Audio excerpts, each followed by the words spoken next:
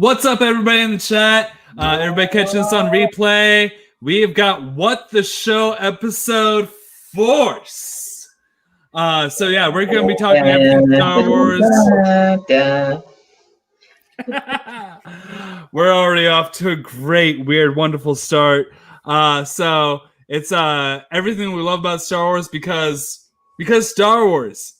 Because Star Wars. It's the holiday season, and it's the week of giving, so we're giving our love to the greatest franchise of all time. And it's not just my man, the Juice here, Justin the Juice, co-host number, whatever we number ourselves. It's not Mike. It's not just Bethany. We have some amazing people here tonight with us. From Force Toast Podcast, we have Laura Kelley coming in tonight. Welcome, Laura. Everybody. Happy to be here. Thanks for having me. Happy belated birthday. Welcome. We have host of the Holocron, and let's get ready to schmo down. We have Mr. Justin Hamilton. That's right. The best beard in the when you talk about when you talk about Star Wars, you can't just have one Justin. Gotta have two Justins. And you see, I wore the shades in honor of the Juice. You know what I'm saying? Absolutely. You got to go full force with the Justin. Fun fact: there's never been a single person named Justin on this show who has worn sunglasses. That's facts. Yep, that's statistics. And since we're talking statistics, we got to bring in West Coast Frank. Whoa. Nobody told me this guy was going to be here. We'll deal with it, Justin, okay? Deal with it. All right. How's everyone doing? Doing great, man. Host of the Rundown joining us. So there's a lot of Star Wars going on right now. We have Mando. We have the holiday special. Mike, right the ship. What's going on right now? What are we talking about tonight? So tonight we're gonna do a primary focus on the current state of Star Wars, which of course includes all the Disney Plus content, including the Lego Star Wars Holiday Special, Mandalorian. Maybe talk a little bit about the most recent season of Clone Wars. But we were just talking about it. Why don't we start off right away though with experiencing it fully, and that's Galaxy's Edge. And right now, I don't know how many people in the chat have been to Galaxy's Edge. We know that Justin and Laura have both been, and Galaxy's Edge is just literally on another planet. Oh yeah, the whole experience is just out of this world. The walking into Galaxy's Edge, you are just transported straight from whether you're in Disneyland or in Hollywood Studios to a completely different world. Everything is amazing there. That you've got the Millennium Falcon Smuggler's Run. You've got Olga's Cantina, which is just his I could stay there all day if they let me. And of course, the big one though is the Rise of the Resistance. And we know not everyone has been on it, but Laura has. And Laura, tell us just the experience of everything that went on to getting onto Rise of the Resistance, from starting in the morning to the time you got on it. Oh, my poor sister who was with me got dragged to Disney World at well before the crack of dawn. That poor thing. But yeah, I mean, in the morning it's frustrating because it's like line after line after line. You go from one line to the next line and it's just a whole thing. But somehow in all of our early lineup, we ended up at the very front of the line to actually walk into Galaxy's Edge, because once you get to the final line, it's like the people from Batu, actually like the sort of in-universe characters will come meet you and then walk you to the Falcon ride. So really it was just a matter of like getting there super, super early and being in the right place and getting on your phone and requesting, I would like to go to Rise of the Resistance, please. And then you may or may not actually get in. And from what I understand at that time, only like less than half of the people who were wanting to get in actually got in. But we were able to ride it around like 2:00 in the afternoon that day. So it was really fun.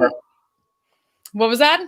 What was your boarding pass number? Oh, I couldn't tell you. This is back in January, and I'm pretty sure it's actually been like 4 years since January. But I couldn't tell you. But I did feel really lucky because I had like been reading online, like following on Facebook, all of the people who had been like, well, I was boarding group number 60 and I still didn't get to go because the ride broke down. I couldn't check it. And I felt so bad. And I was just so worried that was going to happen to me because we had one day that we were at whatever park it is that Galaxy's Edge is located in. And so it was stressful, but it was really fun. I'm actually, it's one of those things where it's like it reminded me a lot of the immersive feeling that you get when you're at Island of Adventure at the Harry Potter theme park. Like you really, really are immersed in it to the point where like the lines are actually like part of the ride. So that's probably why. Yeah. Trowbridge. He made both of them. Mine feel like very much part of the experience, which is fun. And Galaxy's Rise of the Resistance is no different. You kind of go through the entire process of like, oh, you're a Resistance member. And now you're walking through their base. And then you go on an adventure where you leave the base. And it's a wild, crazy ride. It's sort of unlike anything you've ever experienced before. It's one of those things where I'm like, I can't describe it. I can't compare it to anything because there's nothing out there that exists like it. It's the most bizarre, crazy, cool thing. That's 100% valid. Like, it's not just a ride, and it's an experience. That's without giving away too many details, because you want to go into this as fresh as you can. I know Frankie told us he actually watched the video. I mean, to be fair, I don't really remember a whole lot of the video, so hopefully it'll all be fairly new to me one day. One day when the world is normal again. Yeah. Gotta do It is strange to me that they put a video out in the first place. I'm just like, don't you want people to like be surprised? Some people just don't care about spoilers. They just want to be spoiled. That's true. Look, I'm not gonna lie to you because like here goes. I don't know if it'll pick up very well, but that's me and my son sitting on the Falcon. On the Falcon waiting, and we took a picture at the table that Chewbacca plays this little game, is Star Wars chess game. But like, nah, man, it is one of those things. Like, she went to Orlando as well, so like you walk into Hollywood Studios, that's where it's located, and you go through some stuff. You got a Indiana Jones experience over here, and just a bunch of different things going on, the rock and roll roller coaster for Aerosmith and everything. But you walk through this tunnel, and when you get to the other side, it literally is like you're transported. You can't see anything else in the park. The way they've got it constructed, the mountainous areas that surrounds it and stuff like that, is just amazing. Like how much detail they have in this thing. And I went before, like you could tell where Rise of the Resistance was going to be, like given where the line would start and everything else. But like it was not open at the time that I went. It was like November. So she went in January. I think it opened at the end of December, like early part of January. We were there. We were there every day. Yeah, and it was just like it's an amazing experience because you get to walk around and everybody in there except for the people, and half of them are dressed like Star Wars characters. I mean, you literally feel like you're in a Star Wars thing. I was shopping in the first order because obviously that's actually where I got this at, by the way. My first order's officer's cap. I was shopping in the first order area, and all of a sudden they don't give you any warnings. Like things just happen. The ship door opens behind me. And I'm like, holy crap. And you have this, Moth or General, whatever you want to call him. He comes out and he's wearing all of his officer's gear. A couple of Stormtroopers are out there. And he starts talking about finding this girl. And then all of a sudden, like, Kylo Ren comes out of the ship, starts force choking him while they're on stage and talking about how he's going to, like, go out and get stuff. I mean, stuff like that happens around you all the time. And the saddest experience was I was standing by a door that I didn't know was a door. It opens up and this guy comes out. He's like, hey, man, you want to build a lightsaber? And I was like, tears in my eyes, knowing I couldn't afford it at the time. And I was just like, yes, I want to, but I can't afford it. Just like that, like high-pitched voice and everything. And he could see the tear and he was like, oh, man, I'm sorry. And it was just so super cool how later on they opened the door and they're like, all the people with the purple credentials come in before the Stormtroopers, the First Order sees you and stuff like that. And I'm just looking at these people like going into this door and I know what they're going to do. And I'm just, man, I almost became the dark side right there. But yeah, it's so amazing, man. It immerses you in the experiences. And I couldn't wait. I got on the ride home because that was the last day I was in Disney. On the ride back to my house, I couldn't help it. I pulled up the YouTube video to see what it was like making a lightsaber. So I can see Where some people, and you got to think about it, that's not super cheap stuff to do. Like a lot of families and stuff can't make it, so maybe they just want to see what it is. You know, even though they can't really experience themselves, maybe they can experience watching a YouTube video or something. I've heard that it's an experience like none other. Even people who like aren't the like hardest core of Star Wars fans, like that I know who have done it, really enjoyed it and said it was well worth it. If you don't get teary-eyed in there, you're not alive. Yeah. This is the one he made, so he had to bring it out. Oh, you just heard about my tears and you had to bring it out to show off? I I was going to say. Oh, I'm sorry, Justin. You were too poor to make one. Let me show you the nice one that I made when I was there. You're supposed to be good to your guests. You're not supposed to like show off in front of them. Here's my impression of Mike. It's something to experience. Hey, Anakin, I just got ACL surgery. Check this out. My legs are, it feels so good. Damn. That is some. I can say, before we bring tears to Frank's eyes, that I think Justin kind of perfectly segued us into the holiday special, talking about shopping around Batuu, which was one of my personal favorite lines of the Lego holiday special. And he's like, I searched all the best gift shops in Batuu, and I was like, oh, it was a great reference. So that is kind of thanks Justin for setting that up for us. segue right into the holiday special. But yeah, I think we should go ahead and dive in, like we're diving on into some tip yip here on a Happy Life Day. Let's dive on into it and thoughts and feelings from everyone on the holiday special. Yeah, Frankie, start with you.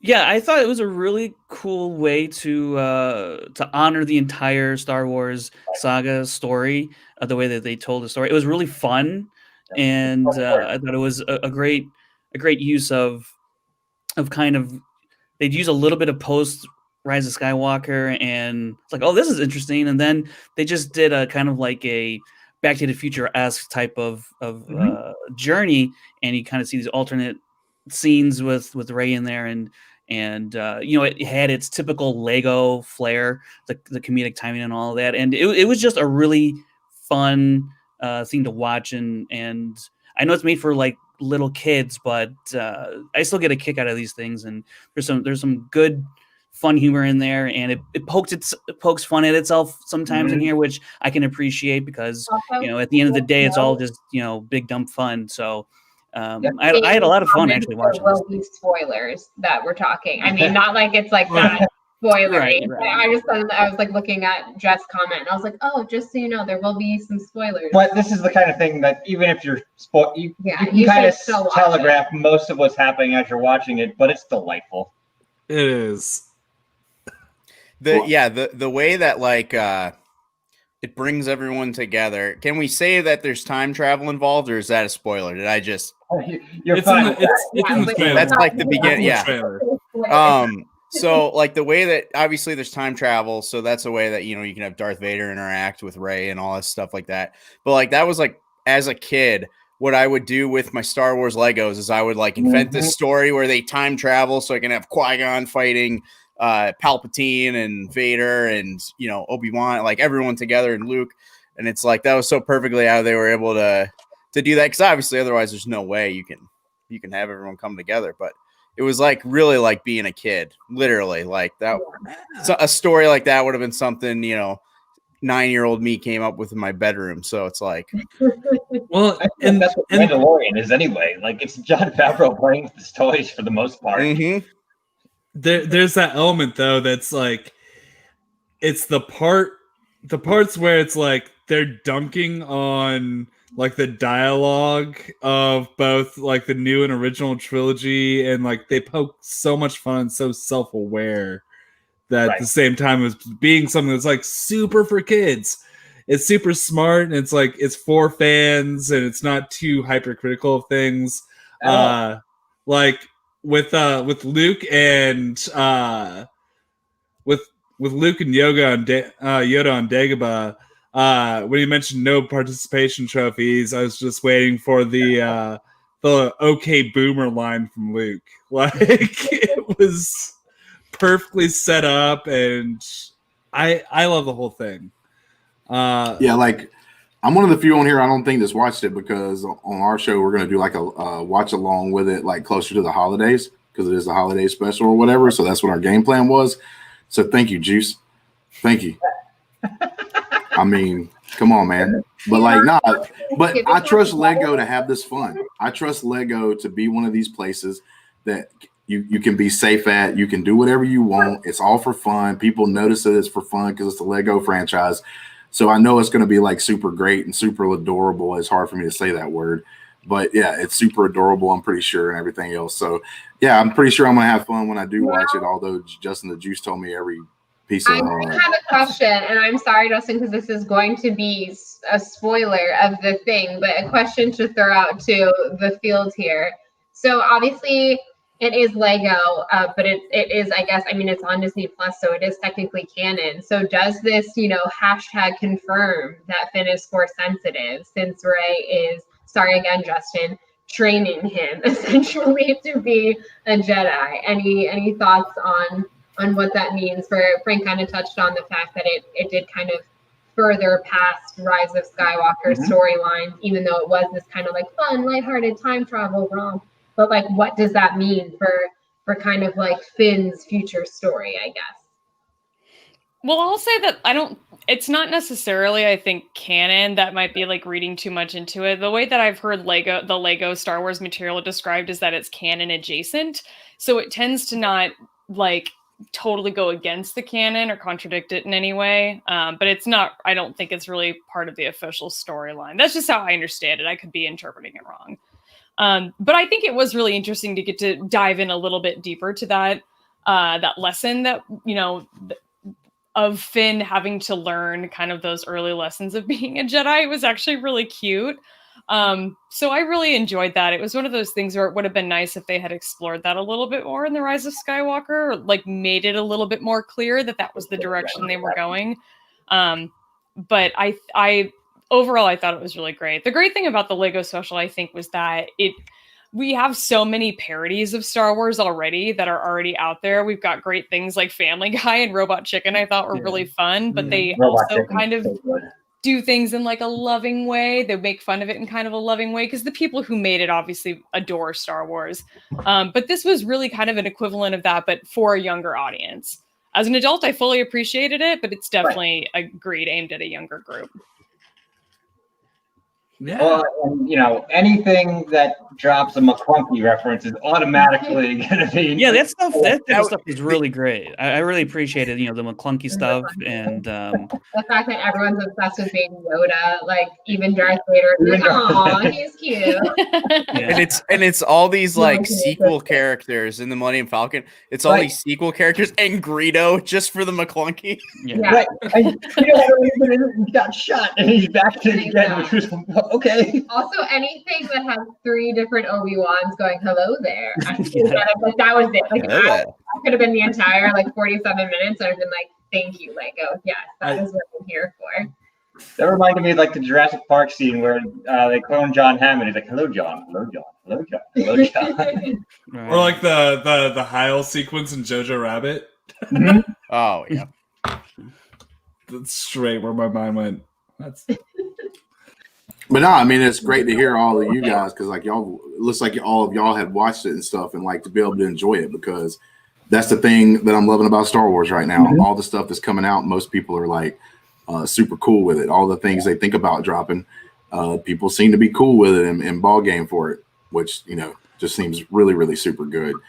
I think that we kind of blame the Star Wars universe for bringing negativity into something, which I just think that was happening across the world. But because Star Wars is so prevalent, Star Wars is one of the biggest franchises, if not it probably is directly the biggest franchise out there. Yeah. And when that happens, you're going to see it more involved in the biggest, and then it's going to slowly trickle down to the smallest ones as it goes. I just think Star Wars is just unfairly, because it's so big, you get to see it out front, at the very beginning. It wouldn't surprise me if you see it in other things coming up. The one thing I do want to point out that I really appreciate, and I was kind of shocked that they included this, was the self-referential point of I think it's Kylo. He's talking to Palpatine about how you go down that shaft. There's no coming back from that. And he looks and he breaks the fourth wall and is looking directly at the camera. I thought it was a really good nod to everyone, kind of being like, how is this even possible when you watch Rise of Skywalker? I thought it was interesting that they actually threw that in there, but I appreciated it for sure. It's Definitely choice. I'm glad they ran with it. Yeah. Somebody said yes to it, so thank you. I enjoyed everything with the Kylo Ren bit, which I see Kelsey in the chat, who I know is like my #1 Kylo fangirl. And I'm like the only person who never was the biggest Kylo fan until actually, weirdly enough, Rise of Skywalker. I did enjoy She's the one. his storyline in that. But I liked everything in the light. Like I loved again, like the grandfather homage posters and him getting to be, because again, it's like something I think as Star Wars fans we all like envisioned and mocked him, like meeting Vader and being like grandfather, and then like to get to see it even in Lego form, which was just the reverence he had. Delightful to me. Bringing up Kylo makes me want to bring up quick. Has anyone seen this video that came out in the last week, The Last Skywalker? Yeah, I just watched that today. Yeah. It's pretty incredible. It's really yeah. time. Yeah. What is this, like a trailer? Fan trailer? No. So what it is this guy made this tribute to Kylo Ren, Ben Solo, and it's like a ton of clips from Rise of Skywalker, and it's kind of playing the story of Kylo's story in Rise of Skywalker, but it's paralleling it with Anakin and with Luke. And when something similar happens to Kylo, like if Kylo like gets pushed back, it'll show a clip of like Luke getting pushed back, then Anakin pushed back, and it's like got this entire story. It's 27 minutes long, and but it goes like that. It really does. It's really well worth your time. I think it actually made me I don't know about appreciate the Rise of Skywalker more, but it kind of helped me with it in a sense. And you realize kind of just how much the story beats throughout the entire Skywalker saga really do line up. And this guy who put it together really did a great job of tying these moments that kind of reflect each other. And I thought it was really incredible. It's one of the best fan edits / montages I've ever seen of put on of Star Wars put online. So yeah, I was actually really blown away at how well it turned out. Yeah. Really intrigued. Yeah. I'm probably gonna watch that. Like, I kind of want to watch this like right now. I'm sorry, but I have to go. I have something to do. I have a commitment. I didn't realize I had. Okay. All of a sudden, I got a little. We're gonna need you to react from the other room as loud as you can. I will do live reactions. We'll set up a camera in the other room with me, and I'll just live react to it, like while y'all are chatting in the back. You're gonna have to like tweet that out to like our group or on Twitter or Facebook, make sure everybody can watch this. I want to watch this. That sounds phenomenal. Justin and I will do a challenge where we watch it in side by side, and whoever has the first tear drip through the sunglasses first loses. Yeah. There is a few emotional beats in there that will really get you. Yeah. Wow. Oh, I'm excited to check this out. I love that, Frank, you described it as like helping you with the Rise of Skywalker, and I'm like, I'm intrigued by that most of all because I can use all the help I can get with that movie. I'm excited actually to watch this. Definitely. I tried so hard with that. Anyways, we're saying positive about Star Wars tonight. Yeah, we are doing nothing but staying positive. Positive. Yeah. Like speaking of that, though, again, people keep like setting up for segues really well tonight. About like things that help you appreciate other things. That for me obviously would be Clone Wars. I had to bring this one back up real quick. Sorry. the prequels. So I'm intrigued to watch this video because I do want to see if it will help me appreciate Rise of Skywalker / maybe the sequel trilogy even more. Even though again, I am that oddball. I'm the weirdest person. The only person I know who liked both The Last Jedi and Rise of Skywalker, because like the general rule of thumb is you have to have disliked one of them. I like both of them, so I think The Last Jedi is the best movie of the sequel trilogy. And I'm Team Last Jedi myself too. I mean, the Rise of Skywalker with its faults, because like, really and truthfully, I think it could have been a really good story if they would have just been like, look, okay, so we got to do trilogies. We understand that, but we're going to make this a part 1 and part 2. It's like the third movie basically be a super long movie that they broke apart, because if they would have done that and could have took more time to hash out so that you had things like Palpatine not just show up, and that kind of thing, like you could have really told the story a little better, I think it would have been like super awesome. Because I think what's about to happen eventually in The Mandalorian is we're going to get the backstory that we kind of wanted on how some of these things occurred. And once we get that, I think a lot of people is going to go back to the Rise of Skywalker and be able to enjoy it more. Because if you learn, like, you know, from this new episode that just came out in The Mandalorian, when you see the hints, and if this thing keeps going season by season and progresses, you're going to have to see the beginnings of why some of these things happened and how they took place. Kind of like we went back. A lot of people forget, like in the original trilogy, we didn't know the Emperor. Like we just knew he was the big boss of Darth Vader. We didn't even know Darth Vader had a boss until the very end of Empire Strikes Back. And then he played his role in Return of the Jedi. But nobody asked questions. But then we did get the answer to those questions in the prequels. Like we got where he come from, what did he do, how did he take control. So yeah, I think that stuff's going to be answered and make Rise of Skywalker even better. But yeah, I wish they would have took a little more time to tell that part of the story. That's the only thing. That Rey and Kylo fight scene, like when they're on where they're on the wreckage, is just one of the a beautiful iconic scene. Like I always go back. I even love like the fact of Kylo having the memory of his father and him actually talking to him, you know, and saying what he said and stuff. I thought that was like a touching moment, being a single father myself. Like that hit me kind of hard, you know, maybe it didn't hit other people as much, but like I said, that kind of thing right there brings some excitement to it. Whenever we get to learn this backstory, maybe we'll learn it, we can piece it together and it makes more sense to us. Right. And like what you're saying right now actually is a good segue, because that's what the Clone Wars did for me for the prequels. Like the Clone Wars just made the prequels so much more, like especially Revenge of the Sith, it made that movie so much better. And I really just want to talk about the last 4 episodes of the Clone Wars, because oh my God. Which is, I'm in a bold statement here. I said it last week and I'm going to say it again. The best Star Wars content I have ever seen in my life. Drops me. That's all I've got to say.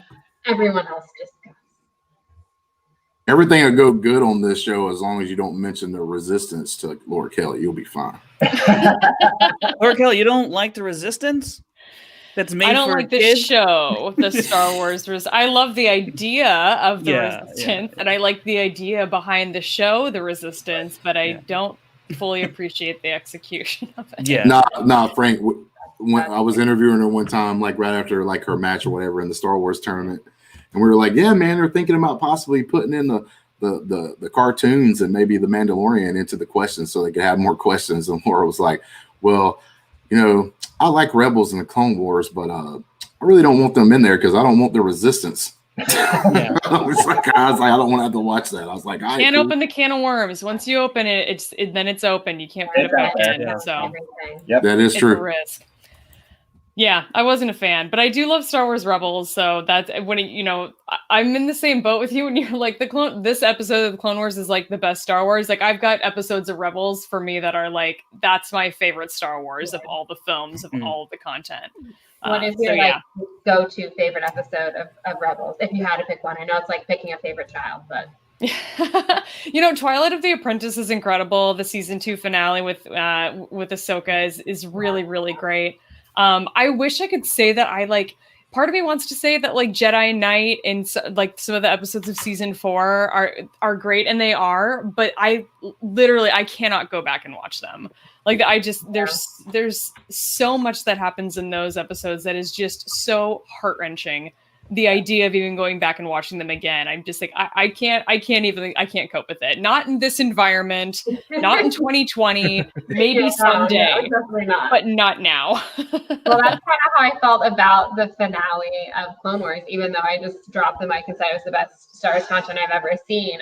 It also did happen on May 4th of 2020. And I cried for like 2 hours. Like I would like calm down and then I'd cry again. And it was like half the show and like half just like the state of the world. And so as much as I loved it, like I haven't been able to rewatch it because I don't want to like go down that rabbit hole of tears again. So one day I will revisit it. But right now, I don't think I'm strong enough. Speaking of moment of tears, it's in the Clone Wars when Emperor Palpatine. It's like on the I think it may have been the season where Netflix picked it up, and they finished some of the season when they picked it up, and they had but there's this the episode where Palpatine learns that Darth Maul has taken over the Mandalorians, and he just leans back and he tells Home Dude to get his ship ready, and then he shows up, and then Mandalorians just start getting choked, and he ain't even looking like he's trying. I was tearing up to see the Emperor just go through and wreck shop like he needed to be at all times. It's just super amazing when he brings Maul to his knees and then allows him to live because he allowed it. Right. Oh man, when he sticks his saber through Savages, and let me tell you something, it's not tears of sadness, it was tears of joy. It was tears of joy of me being able to see the Emperor pull out two lightsabers at the same time and just start whooping that ass all up and down the block. That's what I wanted to see. I love how are completely both Clone Wars tears moments, but in such different, vast things. I was like, and then I weeped and I was feeling feels, and you're like, and then he was a badass, and I felt that. But hey, I say each one they're equally as meaningful to the both of us. I'm certain. I mean, does anybody else watch anything with the Stormtroopers in it and then get pissed because they don't let the Stormtroopers hit anything? Like, I just get mad because I'm like, look, one of these Stormtroopers has to be elite, right? Like, one of these guys has to be like badass. And I will say, we're gonna cross fandoms right here. A Stormtrooper shoots at a red shirt. What happens? Red shirt dies. The red shirt dies because it reflects off the wall and bounces and hits him. That's I it. feel like that they kind of ripped on themselves a little bit in season 1 of Mandalorian about the fact that Stormtroopers are. That was fun. That was fun. Yeah. So that was kind of they are self-aware of the situation at least. Look, my favorite meme ever right now is the new one for the Mandalorian where it's got the Mandalorian running and it's got Stormtroopers firing and it has like two side-by-side pictures, one of like the original trilogy, and they can't hit nothing. The bolts are going everywhere, but for whatever reason, they're not even pointing at the Mandalorian. They're starting up here, but they go and hit the Mandalorian anyway. Because one of the coolest sounds in this new show is the ping that you get from the lasers, like hitting off of his armor. The best car is like ping, ping, ping, ping, ping, ping, ping, ping, ping. I'm like, now you can hit somebody, but you just can't hit them in the crack. Like nobody's shooting him like in between where there's no armor. That's right. That's a very specific place to shoot. I don't. And you can totally survive a shot to the armpit. But real quick, Laura, you did mention that you're only going to be with us here for a while tonight. Are you about to need to go for the night, or? Yeah, no, I should probably sign off and get to bed. Unfortunately, I don't have the day off work tomorrow. Pre-Thanksgiving is a work day for me, so but I appreciate you guys having me on. Let me hang out for a bit. Absolutely, it's great to have you. Once again, anybody in the chat, if you haven't checked out Force Test Podcast, please do. I'm gonna have the link in the description of the video after tonight's live stream. Cheers, Laura. You have a great night.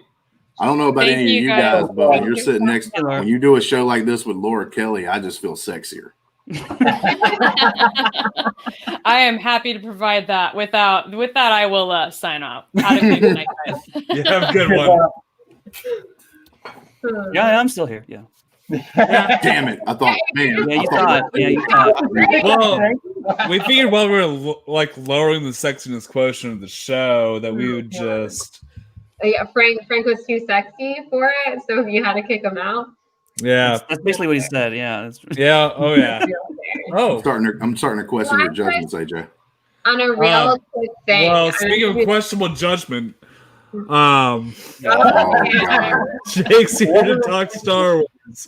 So I gotta be questionable judgment. They were so high, and now no, I'm just kidding. I love it. They didn't wear a dress at their wedding, so I have. I mean, you can uninvite me to the wedding if you want.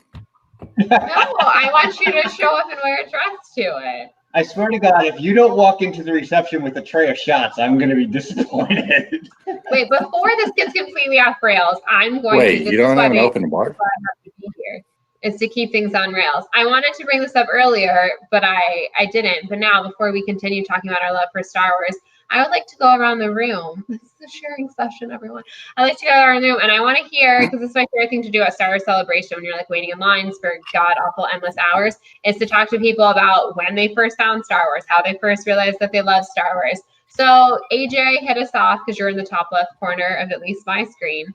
And I just want to hear quickly how everybody was introduced to Star Wars and the moment that they realized that they love it. And go. So my parents didn't like Star Wars. We were not a Star Wars household, but they used to have them on like TBS, that kind of thing. And as a little kid, I caught for my very first Star Wars movie, Return of the Jedi. That's a good one. Were you confused? Not at all. I was confused when I saw the other ones later, and then Luke didn't have a green lightsaber anymore, and he was kind of a scrub. Like, but it was. AJ don't want no badass. scrubs. No. But you saw it on TV. Do you remember what channel it was on? I want to say it was like TBS or USA or that kind of thing. But like I was watching with my siblings like on cable. It's like we never had Star Wars in our house. Like you see Return of the Jedi, did you then see the other ones? Was it like years later? You're like, oh my god, there's more of this, or was it like pretty quickly after? I was like kindergarten, first grade, like in that age. And then I want to say by like third grade, like I was born in 1990, like right before Phantom Menace. I had seen the entire trilogy, and I got super into Star Wars. So into Star Wars that my sister and I convinced my dad that we really wanted to sing Wing Commander because we knew that the trailer for Phantom Menace was right before Wing Commander. Right. And then we convinced him so much that we liked the movie Wing Commander with Matthew Lillard and Freddie Prinze Jr. that we wanted to see Wing Commander again for the Star Wars trailer. Bold choice. That's a real Yes. choice. We sat through Wing Commander twice for Star Wars. I like that Liam's was from playing people Lego Star Wars game. Like that's fun. That's cool. People, Great like, game. I love how people find Star Wars. Liam's like 8 years old. He doesn't know shit. Yeah, this was yesterday. All the time. Liam is 10 now. So it's kind of cool. Like, so you guys, let's go. I think the moment that you convinced your dad to go see Wing Commander just so you could see the trailers, the moment that you officially knew that you love Star Wars. And then again. I love that.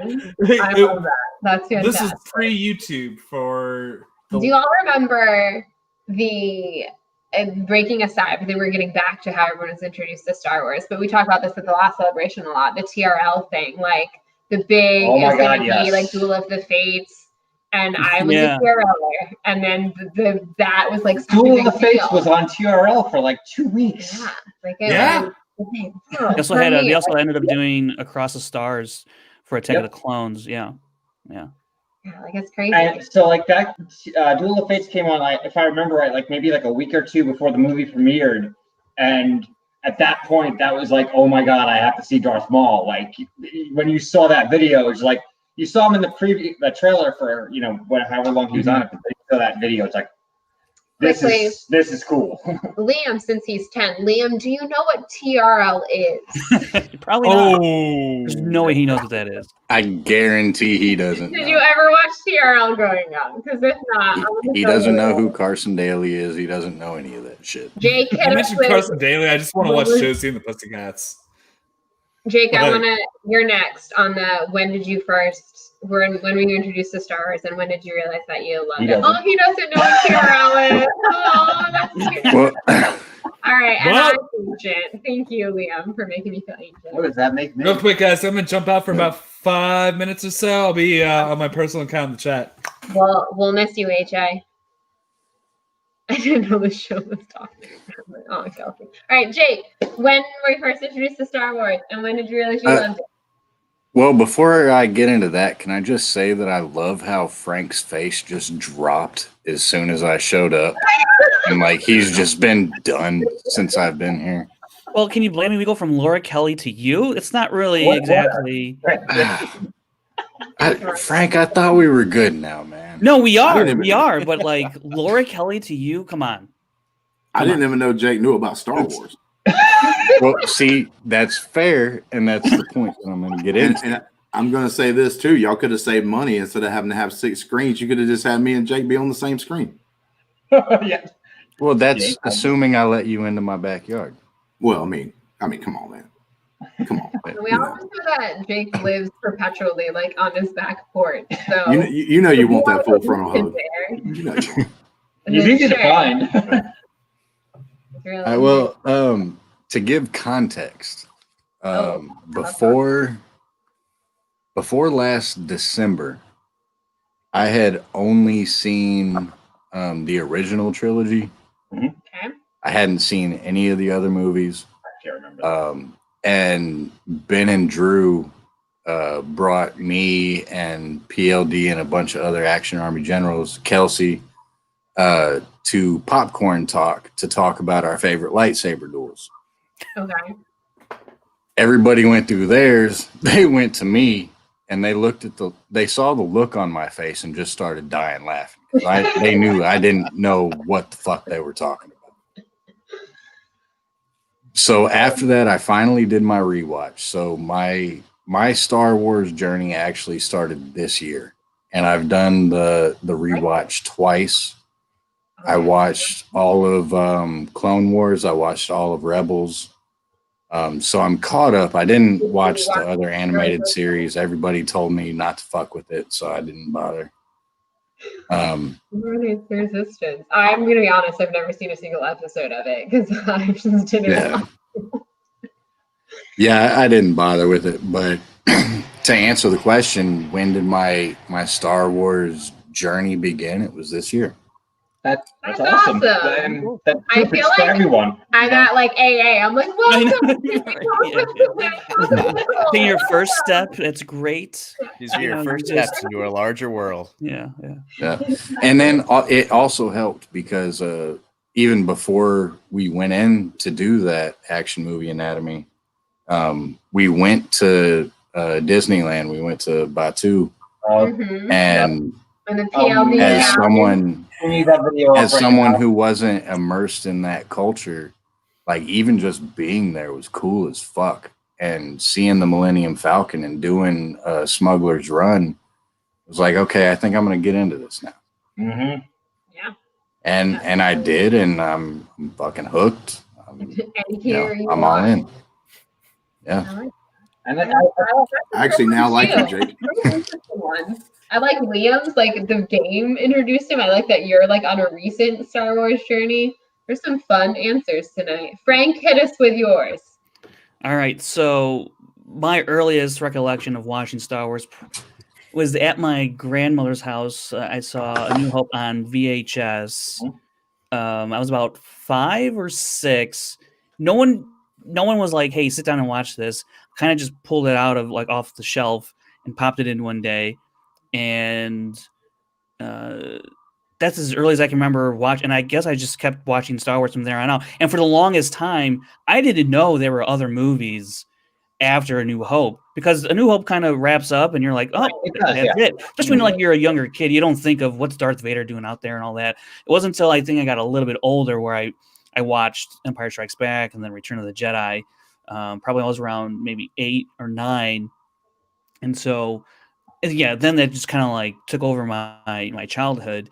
And that's about as early as I can remember watching Star Wars. Yeah, actually, I remember my aunt, she gave me her trilogy set on VHS. It was the VHS ones were like the black covers, that set. That one. So, because I actually I still have the standalone like original VHS release of A New Hope. Was it CBS Fox? Was Does it say CBS Fox on it? That's Yes. the original one. I own that. Yeah. It has like the original like concept art sort of looking like the artistic cover on that one. Yeah. Yeah. So I still have the VHS actually back home in Chicago. And yeah, and ever since then, Star Wars has always been a part of my life. I think there was like a lull in high school for like maybe like a couple of years where I wasn't like too up on it, but I still went and saw Revenge of the Sith, and then I was like, okay, that's cool.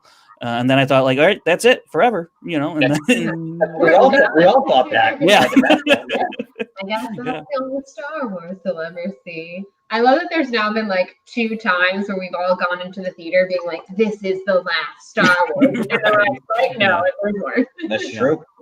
Well, I guess technically 3 times. 3 times. 3 times that's happened. I guess only like 2 times for me, because obviously I was not alive to go see when Return of the Jedi came out in theaters. But yeah, I guess 3 times now. 3 different trilogies. People have been like, this is it. This is the last time we're going to see Star Wars. Nope, you're wrong. Justin Pinnis, what's your story? So, about the same as some other people. I watched the movies. My family, my mom and dad and stuff like that wasn't like big Star Wars fans or anything. Kind of found them on my own, probably about 8 years old or so. Yeah. Watched them and loved them. But like I didn't like get super into it at that moment. Like it was not until like I got 14 or 15 and got around a couple of my friends that were like super huge Star Wars. I was like, yeah, man, I like Star Wars, but like they were big into it. Like I had one friend that had every figure you could possibly imagine. One that he could open to make scenes with, and the other one he still had in the package lining his walls on pegboard. So like he had everything, man. It was like crazy. And I just remember rewatching them with them and having such a good time. And then that's when I super got hooked. Then a few years later, The Phantom Menace came out, and just remember skipping school to go sit in line all day to be able to watch The Phantom Menace on the day it came out. Phantom Menace liner, those are always fun to me. The moment that I knew I loved Star Wars, there was like really 2. One of them is like I've always been kind of a deep thinker when it comes to some things, and when Luke steps up and sees the twin sons after like he's about to go off on his actual journey in A New Hope. Like that scene with the music and everything, like, and him reflecting basically like, man, I've kind of lost it all, and now I have to go on this brand new epic journey that I never thought would ever happen. He thought he was going to possibly be trapped on that planet, you know, getting Tashi converters at all times. But like, that moment, man, when you I've even asked a couple of people that's been on shows before, like that we've interviewed that love Star Wars, like, what's your Luke Skywalker moment? That moment in your life when you realize everything has to change and you have to make a decision, whether, you know, you're addicted to something and you got to make that change to get off of it, you know, or just like decisions to get married to the love of your life. There's those kind of things, like what happened, that kind of thing. Now, the second one, because I'm a big horror fan, is I've watched every Freddy, every Jason, every Leatherface out there, every Michael Myers movie, and they've all done some badass things like axe to the face, you know, sawing people in half with chainsaws and everything else. And I loved every second of it. And they're all kind of badass moments in their own right. But the most badass moment I've ever seen in cinema history, there was a man named Darth Vader who choked a man to death via satellite. He wasn't even in the room. He was looking at him through satellite, through HoloNet, whatever you want to call it. And he choked a man to death. He didn't even have to be there.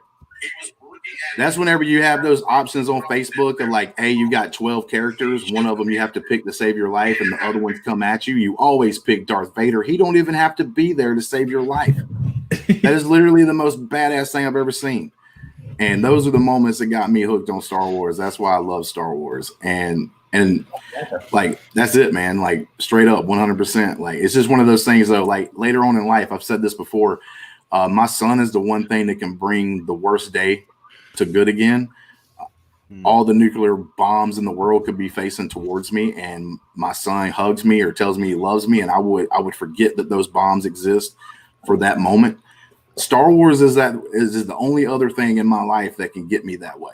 No matter how bad it is, no matter how much, you know, things are just beating on you, you put on a Star Wars movie and it's going to make you smile every time. It's going to make you smile every time because you escape all that. You get to it. It's a true escapism. Other movies I watch, yeah, I'll get into them and stuff like that. And even some of my favorite movies, like I'll get lost to them in some ways, but you still recognize that the world's out there. When I watch Star Wars, it all goes away. That's what I love about it. I love that It's was beautiful. a very like deep, beautiful answer, but also we went a little like AA again because it was like this. We're back to the AA meeting. I'm like, oh yes, thank you for sharing. But no, honestly, that was a very sweet answer. All right, Juice, you know you're next up. Take it away. Ooh, man, it's gonna be hard to find a moment. I might need to marinate some ham bone with some juice for a while to really fully find the moment. But hey, your juice is always welcome here. You know, I do. And that's why I don't let you in my house. But real quick, before you, real quick, Mike just shared the Streamlabs donation in the link. All Streamlabs donations for this channel through the end of this year are going directly to the Kevin Smets GoFundMe. So nice. if you have like a favorite Star Wars moment that you want to share with us, donate to Kevin Smets. But yeah. And So- what are we going to put it at tonight? Say, like, if anyone donates 15, you can come on stream. Oh yeah. Hey, Mike I was heard if you eat like really hot chips with salsa or something like that, you can make some money. Oh, we can try. But yeah. So, Juice, sorry about that. Go ahead and tell us about yours. So I like to think of myself as a Force baby because there wasn't too much of a moment where there definitely wasn't. I can't remember a time where I didn't have Star Wars because while this is going to show my age a little bit, but before I had memory, before I was conscious of the world around me, the first movie I saw in theaters was The Phantom Menace. But after that time, I finally developed a consciousness. The little Juice was born. And the first memory that I have is, even though I had seen them all, and at that time, all of the 3 original trilogy movies were ingrained in my head, watching them on VHS. First memory I have is watching the Luke Skywalker, Return of the Jedi, him on Tatooine, green lightsaber, and just mowing down dudes. And so that was definitely the first moment I had where I was like, wow, Star Wars. And so I remember just swinging my arms around for probably like 10 years after that. But so yeah, it's definitely been a huge journey since then, playing the video games like Star Wars Battlefront 2 and Star Wars Battlefront 1 as a kid were massive. And like Liam said, the Lego Star Wars games were always great. There definitely was a lull though after around like 2013, 2014, those later years. I'm starting to get ready to graduate high school. Not much is going on in the Star Wars world. Mm-hmm. And Force Awakens is announced. You're like, Disney's doing Force Awakens, or Star Wars, what is this going to be? And as it crept up and I slowly processed, like, Star Wars is coming back, like that, like, finally kind of clicked on me because, like, all my friends are talking still about the Marvel movies and the DC movies that are coming out, and I'm like, you know what? I don't really care about them when it comes to the comparison of Star Wars. I'm like, that's actually like my most looking forward to movie that's coming out at that time, and I'm like, I'm a Star Wars fan above all else. So Force Awakens definitely awakened the Force inside of the Jews. It was a very aptly named movie because I do feel like it awakened the fandom. Like everyone had kind of lied dormant. There was celebrations and people. There was comic book books and the shows. But I think honestly that big deal. Like I remember the day like the news broke that Disney had acquired Lucasfilm and they'd be making more movies, and everyone was like, oh shit, like it's getting real. So I think that's kind of the like very aptly. You've brought up Celebration a couple of times. I'll tell you a quick little story about Celebration in Orlando. That's whenever The Last Jedi was announced, and you got to see the trailer and stuff like that for the first time.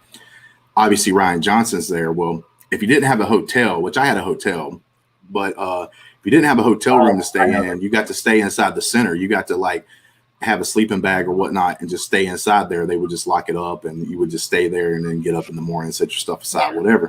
Like to basically hold your place in line for like the thing that I hated so much that after The Last Jedi was released, because of some of the hate going towards Rian Johnson, is the fact that I don't think a lot of people realize the love and affection that Rian Johnson has for Star Wars, period. You got to think about all the hate that this dude got after that movie, that he's still willing in some ways to make another Star Wars movie. Like, to even consider that is like a big thing that shows how much he loves the series. But in that Star Wars Celebration at like 2:00 in the morning, the night before, like, he was going to release the trailer, he shows up at that center with pizza. With pizza, yeah. For people to have. And like, and is walking around like these people's sleeping bags and stuff at 2:00 in the morning, signing stuff and stuff, because he's so excited about being able to be part of the Star Wars universe. And that's how much love, like, you got to think about how much love you have for a thing, because he got so much hate after the movie was released, you know, months afterwards and stuff like that. For him to still love the franchise above all that and still respect all the love that he got along with some of the hate, because it all wasn't hate. There's a decent amount of people out there that like the movie. They're just not as vocal on the internet as people that don't like it. So like, the thing about it is like, to see that he overcame that. Yeah, he overcame that. And that was just like a cool, the only other story is my friend accidentally bumped into Forrest Whitaker, because he was obviously there like saying stuff about Rogue One, and my friend was like looking at his phone, like texting someone or something, and his head was down, and he walked right in between two bodyguards right into Forrest Whitaker. And the sad part is I've got a picture of Forrest Whitaker, but it was right at, it took me so long to get my phone ready. I like dropped it. I'm trying to grab it so I could take a photo really quick and messing up. But I got a picture of Forrest Whitaker walking off right after he bumped into my friend. And like, he shook his hand. And as he's shaking his hand, he just leaned in and said, "For the Force." And he just like walks off, man. I was like, oh yeah, dude. Like, sweet. Which I was looking at the camera. Oh, like, wow, man. We'll take it there, Jake. Wow, Jake. Way to bring on that like good story. It's not like it's fucking not common. I mean, it's a legitimate question, but I wasn't paying attention. I just bumped in, or my friend just bumped into Forrest Whitaker. I didn't pay attention to what eye was looking at me. It didn't matter at the time. I did want to bring up before we tell our thing, because I guess technically we're next step, and then we'll finish up with AJ on this portion of the how we were introduced. I gotta go again. Yeah, he went already. But oh my God, that's right. You started us off. I don't know why you left for 15 minutes, AJ, and I forgot that you started us off. But wait, there's more. There's more. If you order right now, the French taunter here, I liked their comment. 35 years ago. Oh yeah. Cheers, Fred. Watching Empire Strikes Back tape from HBO and VHS. Yoda size matters not. Monologue hooked me ever since. I love that. That's a good one. I like that. Like that exact like bit of dialogue is like what hooked you. That's awesome. By the way, and I know exactly what Matt is saying. What is it about pizza and Star Wars that goes really well together? Like, I think if you're like, particularly if you grew up watching Star Wars on VHS, you had to be eating pizza like while you did it. I think that was a rule, an unwritten rule. Dude, if you didn't make the joke back in the day that you're going to Pizza the Hut, come on, man. Oh yeah. We can do a Spaceballs episode if you want, because I can talk about that all day. Sweet will be Spaceballs. So yeah, guys, tell us how you fell in love with Star Wars, though. I had to mention pizza and Star Wars are. So like, mine's not like an individual moment, but my sister's 6 years older than me, and I'm a child of the early '80s, so I had Star Wars in my life forever. My sister and the neighbors that were her age watched Star Wars on VHS almost every day after they got out of school. So for a very, very young age, it was ingrained in me. And when the re-releases came out, the special editions, is when like I went from knowing Star Wars to being like a super Star Wars fan. So by the time Phantom Menace came out, I was just like gung-ho about it. So Phantom Menace came out, I was 16, and we went and saw the midnight show. 777 Film, the movie phone. We got the tickets off of that. I know Justin mentioned the meeting of mine. We actually got ours through the old movie phone back then. hitting redial constantly the day that they went on sale, and eventually we got through. But yeah, saw Phantom Menace at midnight, and I've seen every other one since then that's been released on the midnight shows, or now it's 7 o'clock. But yeah, it's just like not one end of it. It's just been in my life forever. So it's not an exciting story, but yeah, pretty much the same thing. I also am now stealing that juice, and I like that term. I was a Force baby. That's true. I feel like a lot of people, it's just like, I don't even know. I feel that way about Star Trek, which I'm admittedly not really that big of a fan of.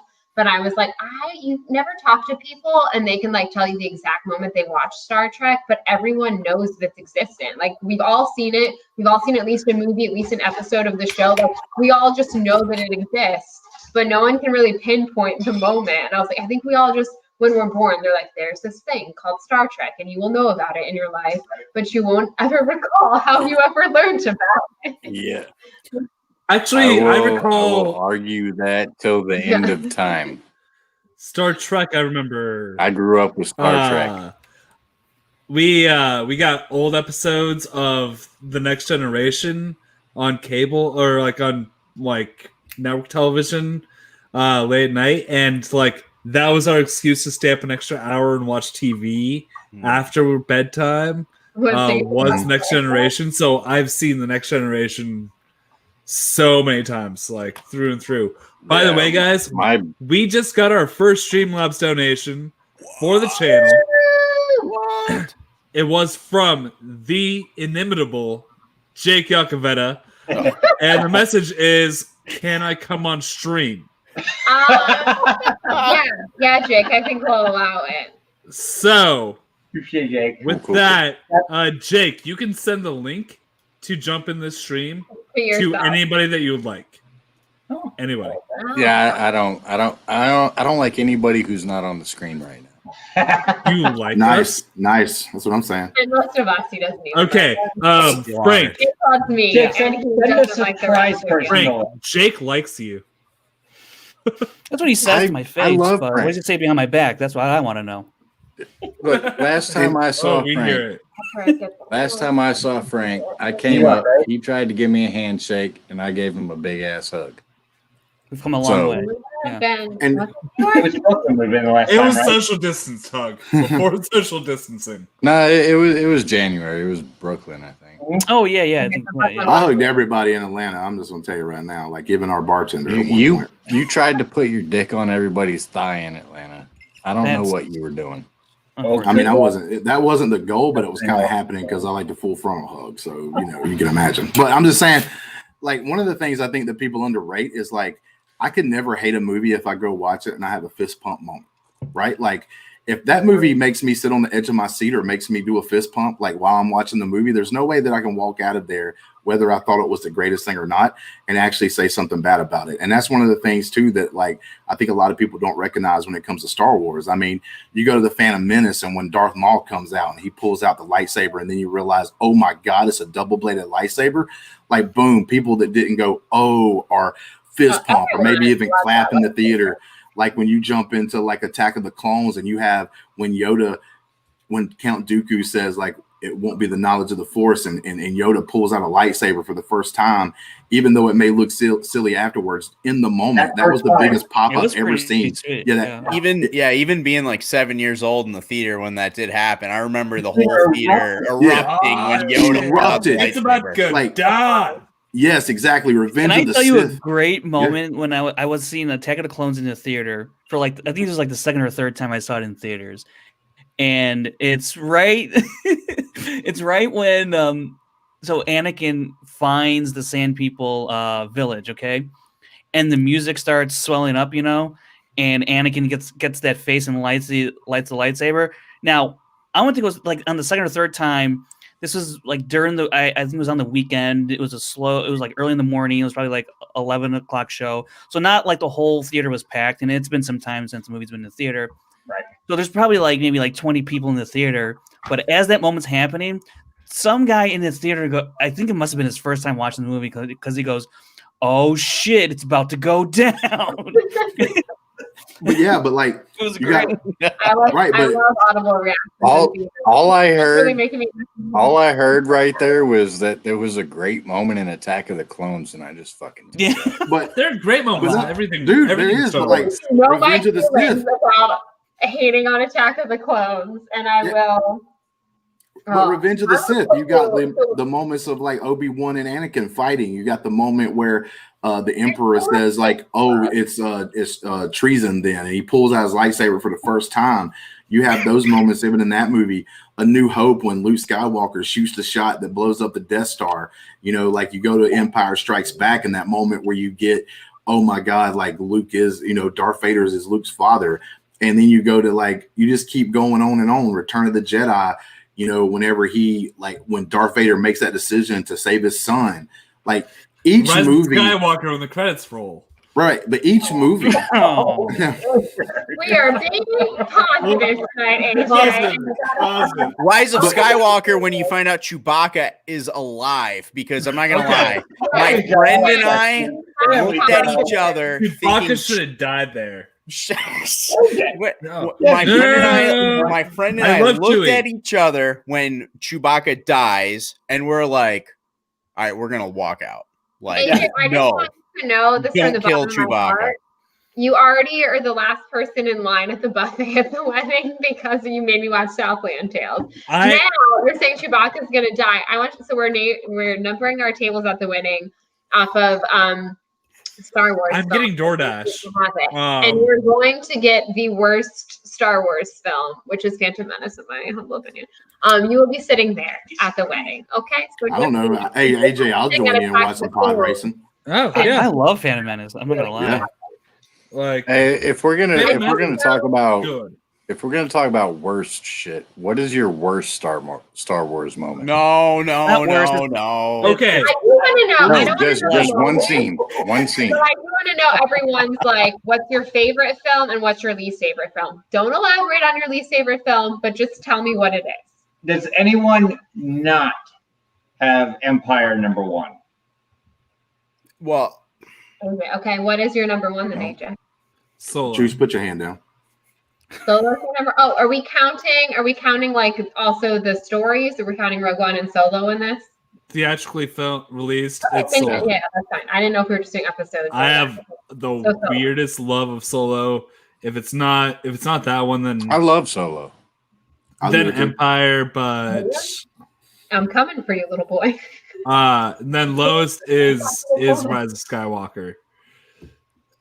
It's okay. So favorite is Solo, and then Rise of Skywalker is your least favorite. That's Okay. cool because he actually has Disney films in both his highest and his lowest. That's actually kind of cool. But mine's going to be The Empire Strikes Back and Attack of the Clones will be my lowest, even though I just said there are cool moments in it. Listen, there's a scene I in agree with him. Attack of the Clones That gets guy. hate for some things, but like I never understood. There's a moment in that movie where Princess Amidala falls off the battleship, right? Because it gets shook or gets shot or whatever. She falls off into the sand. She lays there literally like she's dead. Like, oh my God, is she dead? And like a split second later, she gets up and just dusts some dirt off and completely goes into full run. And I'm like, was she a member of the French soccer team? Because that's what they do in soccer. They look like they're completely dead. Their head just got kicked off, and then like they get dragged to the sidelines, and then 3 seconds later they're back up jogging, ready to get back. Are you saying she flopped off of that cruiser? Yeah, man, she like fell. Looked like she was dead. She just wanted to get away from Anakin, is what you're saying. Oh, dude, he was freaking. I'm not gonna lie, he was freaking. Like that's just. I mean, hey, that's just commentary for today's life with some of these dudes on the internet. I'm just saying, like, people want to hate on that, but I'm like, wow, dude, Star Wars was ahead of its time. It was letting us know how dudes were going to start acting when they're, in the future, just a few years in the future. Juice, what's your top and your least fave? So Empire's only not my favorite because A New Hope is just slightly above it. Okay. So it's like the first two are right there. I guess Attack of the Clones. I don't know. By the Clones, maybe. But yeah, I think Attack of the Clones. There's a lot I do like. I like all the Django stuff. Is their least favorite except for AJ? Well, if you count Clone Wars movie, that's the worst. Yeah. That doesn't get counted. But we're not. Yeah, that Live can't action. count. Live That action. that can't. That don't count. Yeah, If that's Empire's included, my that is, but otherwise favorite, it's fine. and So, Attack of the yeah. Clones is my least favorite. So me and James Frank will Janice agree again. Like just Yeah. like we agreed on Chewie. all right. We- I would say Empire is my fave, and then my least fave is Phantom Menace. But I still really like Phantom Menace. Phantom Menace is still Star Wars. And that's the thing. I watch Attack of the Clones over like It's better. 90% of movies. You know, it's still Star Wars. Yep. Yeah. Yep. Yeah, but it's just everyone so much Attack of the Clones. I'm not going to say hate on this because no one has hated on it. I will say what makes Attack of the Clones more enjoyable is when you watch it with a bunch of people, because then you kind of like you're just poking at it a little bit, with a group of people, and that's more fun. You poke at the dialogue, some of the scenes. I mean, that's where the fun of Attack of the Clones comes in for me. because I still have that kind of enjoyment because I love watching B horror films with a bunch of friends. Mhm. And then just die laughing at the crap that we see, we know it's not good, but it's just hilarious. Like, and you being able to interact with someone. Like, I used to watch wrestling, but I would only watch it because I had a couple of friends, and we would just make jokes the whole time while it was happening, which made it entertaining. And as soon as I had that taken away, then I haven't watched wrestling since, right? Like so, and so that's the same thing.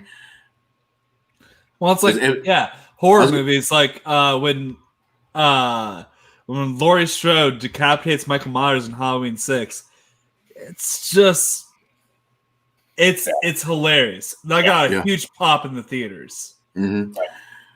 Now, I just brought up something that I want to ask a question to the panel. Me and Frank already knows our answers, so this is really to the other four, because this is like a type of question that we had to answer on the holocron here, and I'm not even going to. Fuck! Did I just throw up the 5?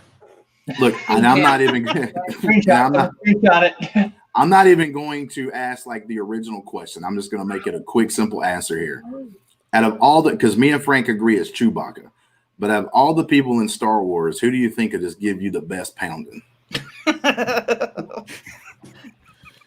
What? That's not where the question was going to go, and I'm. What? Okay. I don't know if I want to answer that question. I want to know what everyone answered the last time they were forced to answer this. Me and Frank went Chewbacca. Sure. Kevin Smith, I'm going to give some background to this question. Yeah, absolutely. The background to this question was Kevin Smith's, like our first holocron free for all, where we answer just questions. We don't talk about different things. We answer the fans' questions. Kevin Smith's, the great Kevin Smith's, the Smasher. Let's do it. Smash cancer. His question was a F, marry, kill question, and me and Frank both went with on the F part. Me and Frank chose Chewie because I was like, he's that one good time pounding, like you just need one time, and he's there for you. Plow the field. Plow the field.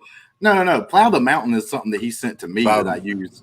Like we're plowing the mountain. The mountain's cancer. We're gonna plow that son of a bitch. That's what that's from, Jake. But no.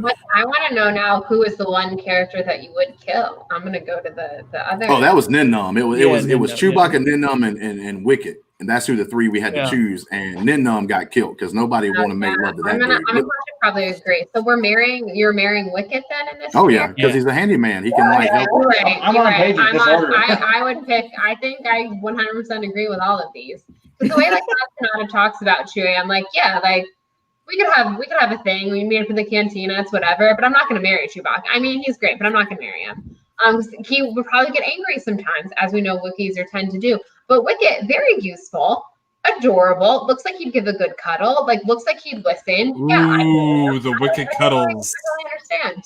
I am so there for Wicket cuddles. It's like you're permanently sleeping with a teddy bear. Yeah. That's exactly what it is. It's the bear that loves you back. Wicket. But you know what? If somebody pissed you off and you couldn't stand them, he would be cooking them the next night. Like you wouldn't have to worry about it no more, because like that's also a thing he could do. He'd just be like, "Yo, bro, he's taken care of," and I'll be like, "Thank you, Wicket." But is he a good cook? Like we know he can cook, but is he a good cook? Chewie can cook. Yeah, we do know Chewie can cook. Seen him cooking That's for us. fact. You know who would be like tenacious going after somebody is Salacious Crumb. Can you imagine Salacious Crumb just going at it with somebody? Oh man! Wait, are you picking Salacious Crumb to be the character you want to pound? Are you picking Salacious Crumb to give you a good pounding? Crumb, like this thing is so ridiculous. There's so much energy, and he's so small, but like he wouldn't stop. Like you'd be like, "No, I'm done," and Salacious Crumb would be like, "I'm gonna keep going." You know? Wow. So he's a rapist, is what you're saying. Wow. I think that's I mean, I think we just found that out today. I love Liam's question in the chat Ooh. there. He says, "I'm too young for this question." Oh, yeah. Well, This is- Warwick Davis is a national treasure. So Really, an international treasure because he's not from You here. don't really know how small he is until you see him in person. Like we saw him at Celebration of Harry Potter. I don't think he went much higher than my knee, like in person. Like Also, he pronounces Bethlehem like Oh my God. Bethlehem because we saw him at the candlelight procession once, and it was the most adorable thing. And I just want that to be in known. Bethlehem. When you guys were at Celebration, did you guys see Warwick host some panels? Yes. Yeah. Yeah, he's great. Man. He's so No, good. He's amazing. The one Really, like, he's a in natural Orlando, person. what was it 2016? Orlando Yeah. 20, or 27? 2017. 2017, yeah. 2017. He hosted the panel with Ray Park, and Mhm. they recreated the Darth Maul Obi-Wan sequence over the Yeah. pit. And there's this during that, like Warwick Davis is playing the part of Obi-Wan, and they were like on a stage. So because Warwick is so short, he's acting like he's hanging in the well, but he's hanging off of the stage. Oh, it was great. And then like some random fan that he chose came and like picked him up to act like he force jumps to get for the ending sequence where he slices Maul in half. It was I will never That's forget that. It was so phenomenal. great. Oh, yeah, he's amazing. Look, and self-awareness, like accommodations and things like that can be a thing, but the self-awareness to play into it is just Yeah. wonderful. Who has a negative thing to say about Warwick I Davis? feel like he's just like one of the most likable dudes. Yeah. I can't imagine anyone. Bro, you know what it reminds me of, AJ, is somebody that we have contact with a lot is Wheels, man. Oh, absolutely. Because like that dude always making a joke about like, yo, you should make me like a manager and we can roll up in there and stuff. Like I'm just like, man, dude, like it just like it's the same thing, man. To be like, you have this disadvantage and you make it almost a strength because you're able to like notice what it is and you can make a joke. You can be laughing about it. It's like work, and it's really amazing. Yeah, dude. It's so awesome. Like he's one of the building blocks on which the entire Star Wars universe is built on, and to know it was from a letter. Yeah. To know it was from a letter to like George Lucas that like he wanted to be part, Right. and like for him to like go from that to being like he is the spokesperson, like you know, and God, I hope it doesn't happen for years to come, but you know, up until the point that he's not here with us anymore, he's going to be at celebrations. He's going to be one of the figureheads. He's going to be one of the guys on stage moderating all these sweet panels that we get. Because of what he is, he truly loves it more than anything else. And that's one of the reasons why the fan loves him and loves to see him play these different characters or voice different characters, because we had the people like Harrison Ford and that just kind of shun it for a while. I think Harrison Ford's back into the fold. I think he like now understands what it was. But when Harrison Ford was younger, he was just like, yo, man, yeah, I played in this dumb movie called Star Wars, you know, like, but here we go. Like he's starting to come back. But because of that, because we did have those few people that was just like, nah, man, I don't care that I was in Star Wars. But then you had this one guy who loved every second of it.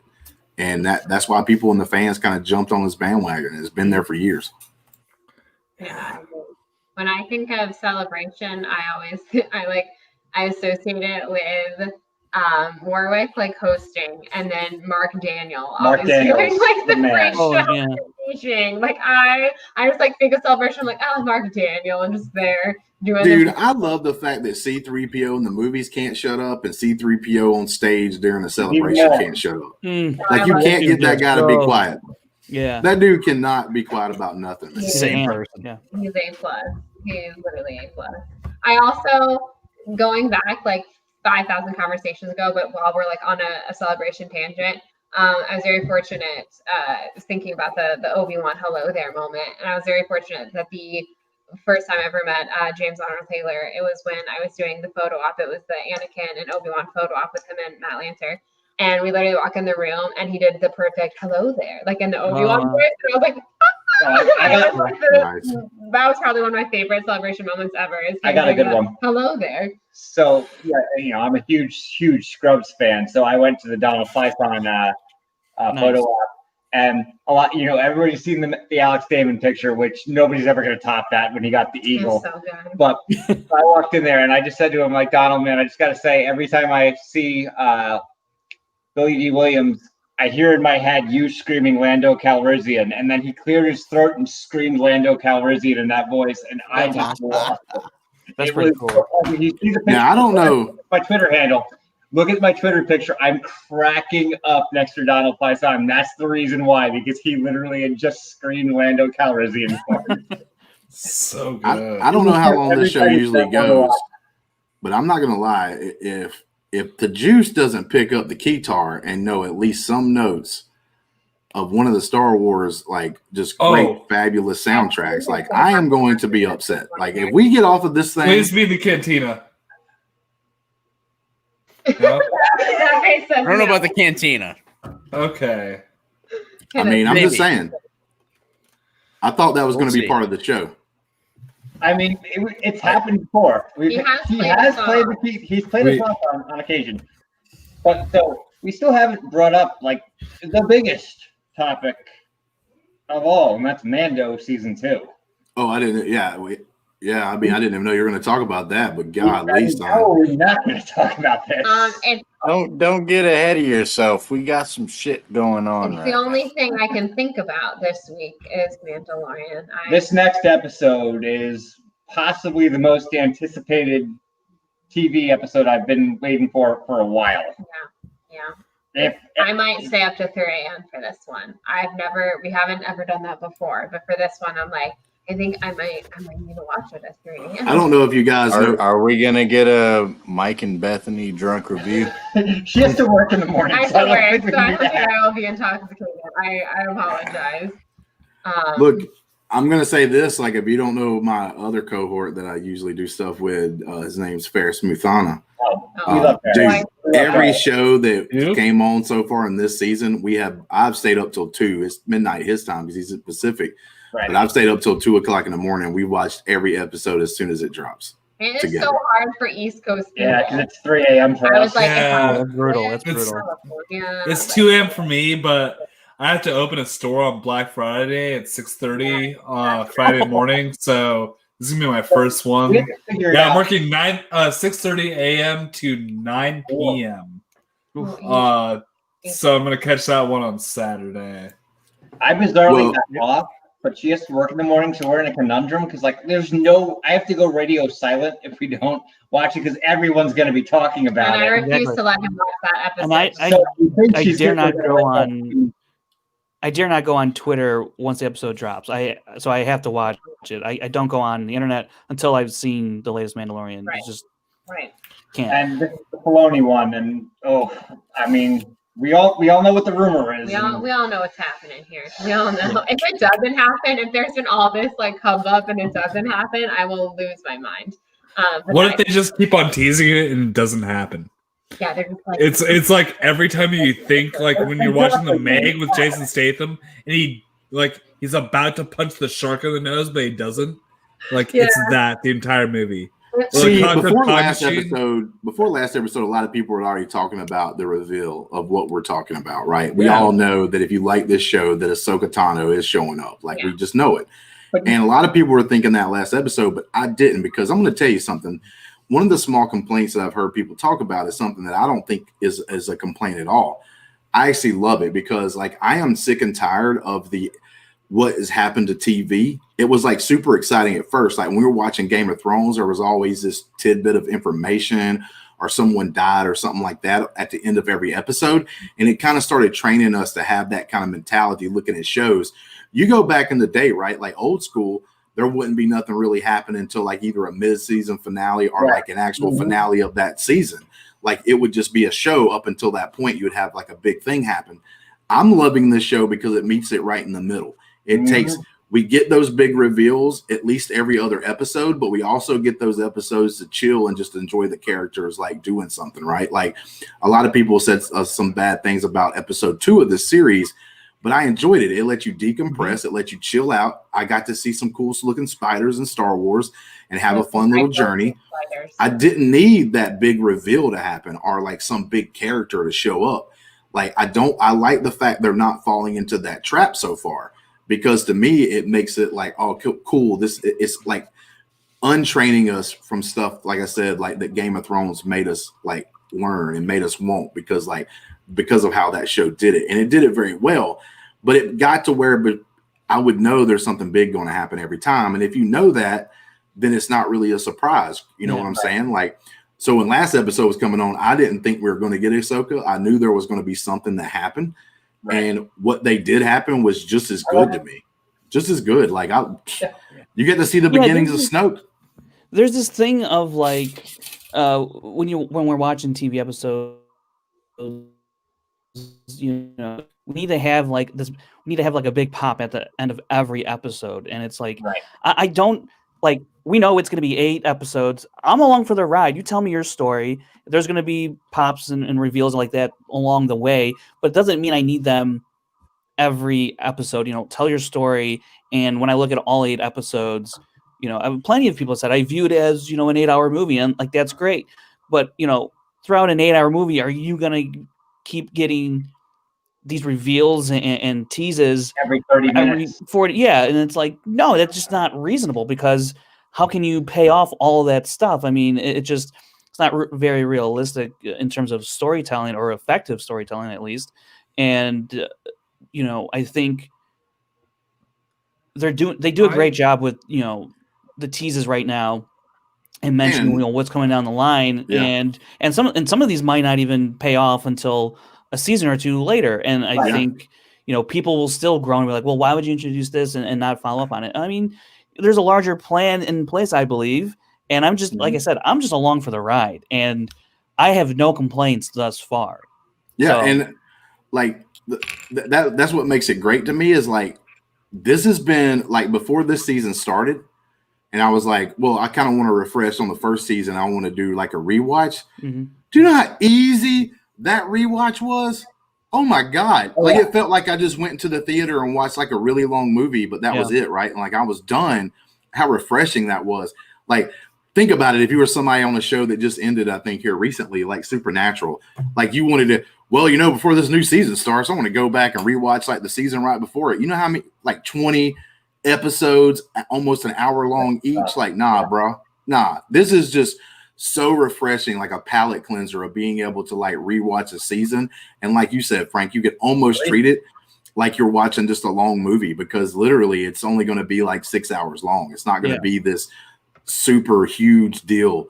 And I think that's good for like new fans. Maybe somebody didn't catch the first season. They wasn't a big Star Wars fan, but now they've seen a couple of movies or they want to get into it, and they can just go rewatch season 1, and it's just going to be like that. They'll be caught up and they can go ahead and do their thing. I actually love that part about it.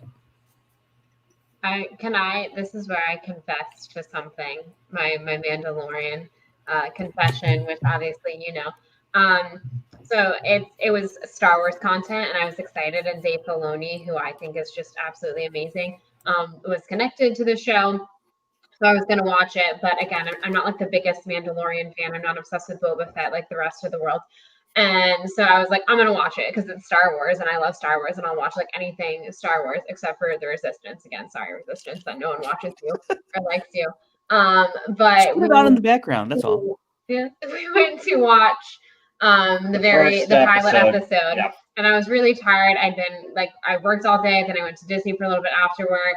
We like watched it in our bedroom, so I was like cuddled up in bed. I was warm, and the first episode, because it is very Western, was a little slow, and I was just so exhausted. I fell asleep, and I had no idea about Baby Yoda. Like, I fell asleep for the Baby Yoda reveal, and so I woke up the next morning, and he's like, that reveal, like the last 5 minutes, like, oh my God, and I'm like, what are you talking about? And he's like, did you fall asleep watching Lost? And I'm like, yeah, I sure did. And so then I watched it and I was like, and then game changer. Like I was like, this show, I was like, oh yeah, I'll watch it. And like it's Filoni and I trust him. And then like I rewatched the last 5 minutes and Baby Yoda was introduced to me and I lost my shit. And I was like, they need to make merchandise of him and I need all of it.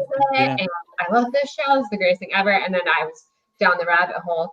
But yeah, I just think it's very funny because I was very like, I mean, I'll watch it because like it's Star Wars and I can't like not watch Star Wars content. It's the first live action show and that was very exciting. But yeah, that first episode, I was so tired and I legitimately missed like the biggest thing of like the entire show. I totally slept through it. So I gotta say though, like on the exact opposite spectrum, like when I turned it on and I heard the theme for the first time, I was like, oh shit. I like it didn't even have to go into the full episode. I just heard the theme song for it. I was like, this is cool. You know, we've got something that this is totally Star Wars, but it's not Star Wars somehow, but it's working. And it's the second I heard that, I was like, yes. I don't know why, but immediately it hit me and I was sucked in from 20 seconds into the show. It was awesome. Yeah. I've loved it ever since. I agree. Like Wit has something here where he says like he loves Bubba. And I'm just going to tell you right now, like I'll pose this to the crew here. We all assume possibly that Boba Fett would like get together with the Mandalorian and possibly work together and be friends and do like this whole like almost like, you know, buddy cop duo thing possibly or something like that. But what if that's not the case? What if Boba Fett's trying to follow the Mandalorian because he has the child and Boba Fett knows that the little child has like the Force and he hates Force. He hates the Jedi. I want like everything that happened in his life is because of the Jedi. So what if he actually starts to follow the Mandalorian, not because he wants to be his friend or his buddy, but because he knows he's trying to find another Jedi and he's following him to have the chance to kill him? I kind of think that's actually what is it. I think that's where they're going to go. Yeah, honestly. I don't foresee them being friends, but I could be wrong. He wants his gear back, but aside from that, I don't think that the alleged Boba Fett in question is actually someone who travels off-world. I mean, he has a gaffy stick, he has a blaster. He seems someone well acclimated to the environment of Tatooine. I don't think he's an off-world traveler. So I don't know that we will see that character until Din returns to Tatooine at some point. And that might not be the next season. Which I think will be next season. I think it's going to be one of these. I think when you go back to that first season and you get that mysterious figure over Fennec Shand, I think this is another one of those type of things. Which I think there's still more to be had with Fennec Shand because I think Cobb Vanth was that person over Fennec Shand, and all that still needs to be played out, I think.